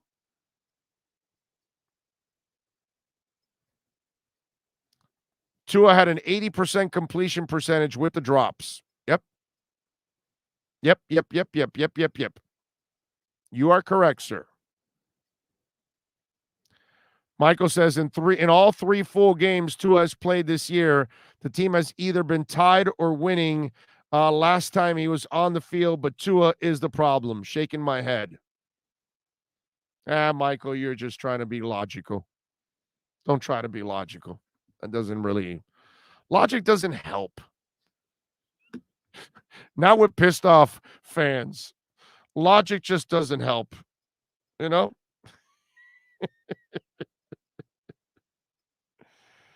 Oh, Lordy. Love it. Oh, man. You guys are a trip. You really are. All right. Remember, you can reach out to us. I will answer your texts as the day goes on at 855-912-1056. Please smash the like button. It is very important that you smash the like button. Lisa says, took 31 difficult years for me to see my Dodgers win another World Series. I am a Fins fan forever and always, but this is so ridiculously painful. It is. Yep. No, Big O. Flo only has had a bad half a season and then 2 good years. I know. But it's just a really he's going to have to pull miracles in the second half here, my brother. That's what I'm going to need in order to kind of change my mind on Flo. But right now, wow, you can't win with Flo and that staff. That staff is brutal. That's what stands out to me. Caesar says, championship teams are made out of stars. Look at Tampa and Arizona. NFL is becoming the NBA, and Fins have none of that. There are no stars. You're right about that. 0 stars available out there. What else do we have here? By the way, Magic and Heat tonight at 7:30.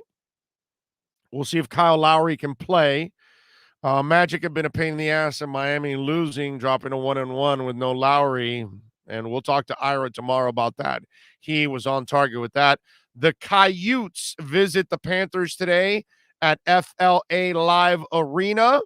Panthers are 5-0, baby. Coyotes are 0-4-1. So remember, Panthers are the only undefeated team in the conference. So goalie play has been phenomenal. Bob has been awesome.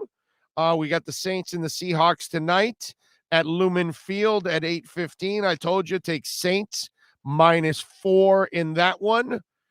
Just can't trust them without Russell anymore. That's just it just becomes a whole different team with those guys. Big O, sometimes things go south, but doesn't mean that can be fixed. How many times people make mistakes and fixed later? Yeah, it may take time, but if you like Flo to begin the year, give them time. Well, George, if Flo wants to get me back on the bandwagon, he needs to show me some shit over the next half of the year. Because right now, I'm at the point where I'm saying, yeah, Flo isn't the guy. Can't get a staff, can't get it done. Sorry. That's where I'm at right now with Flo. I think Flo is the major problem right now with the team.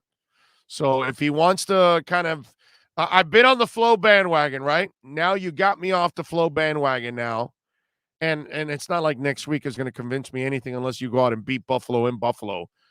You're going to have, let's see what happens now, right? Let's see what happens. You got 10 more games. I want to see what happens. I want to see if he can actually get it done. We shall see. So, Big O, you're saying QBs need a supporting cast to be successful. They need some support. Yeah, you need great coaching. Yeah, you need an offensive line. Look at Marino. Marino could put up points, but he didn't win a championship without a defense and a running game. John Elway, no defense, no running game. He lost the Super Bowls. He finally won. You got to have some kind of support. You have to, dude. You can make average quarterbacks look a lot better. Trent Dilfer won a Super Bowl with support. Ryan Tannehill, you give him a dominant running game and a decent defense, and look what he's doing. He's nothing special. He's not even a really great passer or anything. You know, Lamar Jackson, a terrible passer, a mediocre passer. Yet they win a lot. Why? Because they dedicated and played to his strengths. They got more running backs. I know they got a bunch of them injured this year, but they know how to run. They don't put him in the pocket to beat you because he can't do that. But they support him the right way. Everybody needs support, my man. Great quarterbacks can't achieve the greatness without pieces around them. It's just the way it is. It's always been like that. Can't do it all by yourself. Marino tried doing it by himself, and it never worked out. Right? Now, if you gave him the no-name defense, do you think Marino wins a Super Bowl? Even with a mediocre running game? Probably. If you give him the killer bees, he wins a Super Bowl. Got to have some support, dude. Can't just do it all by yourself.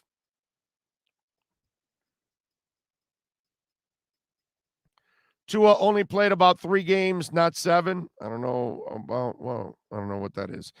We need a running game, but can't with our smallish backs. Need a big bruiser and no line. You know, Warrick Dunn wasn't big, but you can run with Warrick Dunn.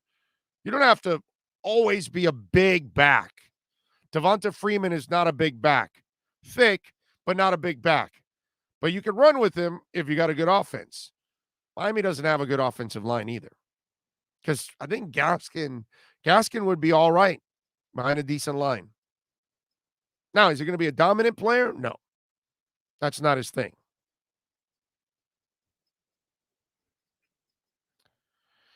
Let's see. What else do we have? Watson's attitude is, if my team sucks, I want out. Ask the Texans. How is Watson's attitude?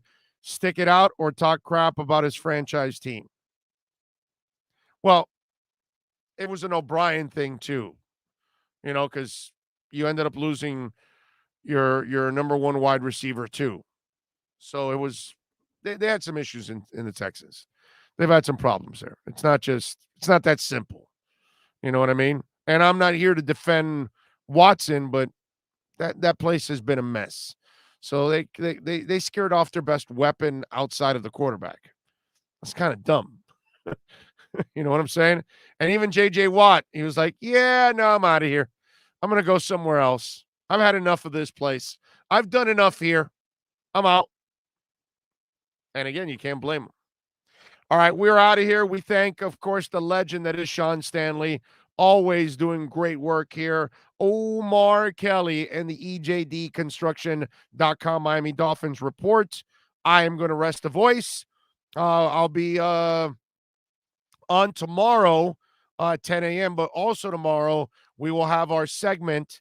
It'll be Doug Lee Durong and myself. We will do our show today. So, tomorrow morning. So it will drop on YouTube. So make sure you look out for that.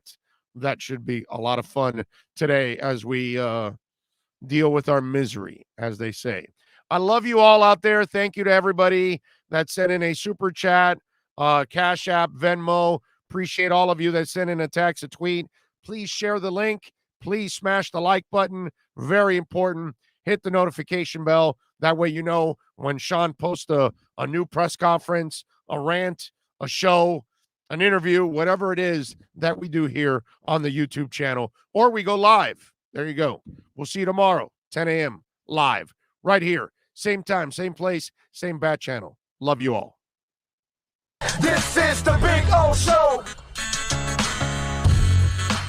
Sports fans love a place with great food, cold drinks, and TVs everywhere. That's why sports fans love Sports Grill and their 7 amazing locations. Check out the Bird Road location at 11481 Southwest 40th Street in the back corner of the West Bird Shopping Center. Sports Grill is also now offering some great employment opportunities. All kinds of positions are now available from kitchen to hosting. Call for more information at 305-485-8845. From wraps to salads to amazingly delicious specialty dishes, Sports Grill is the home to the legendary special grilled wings. Since 1987, Sports Grill, good food, good drink, and good friends.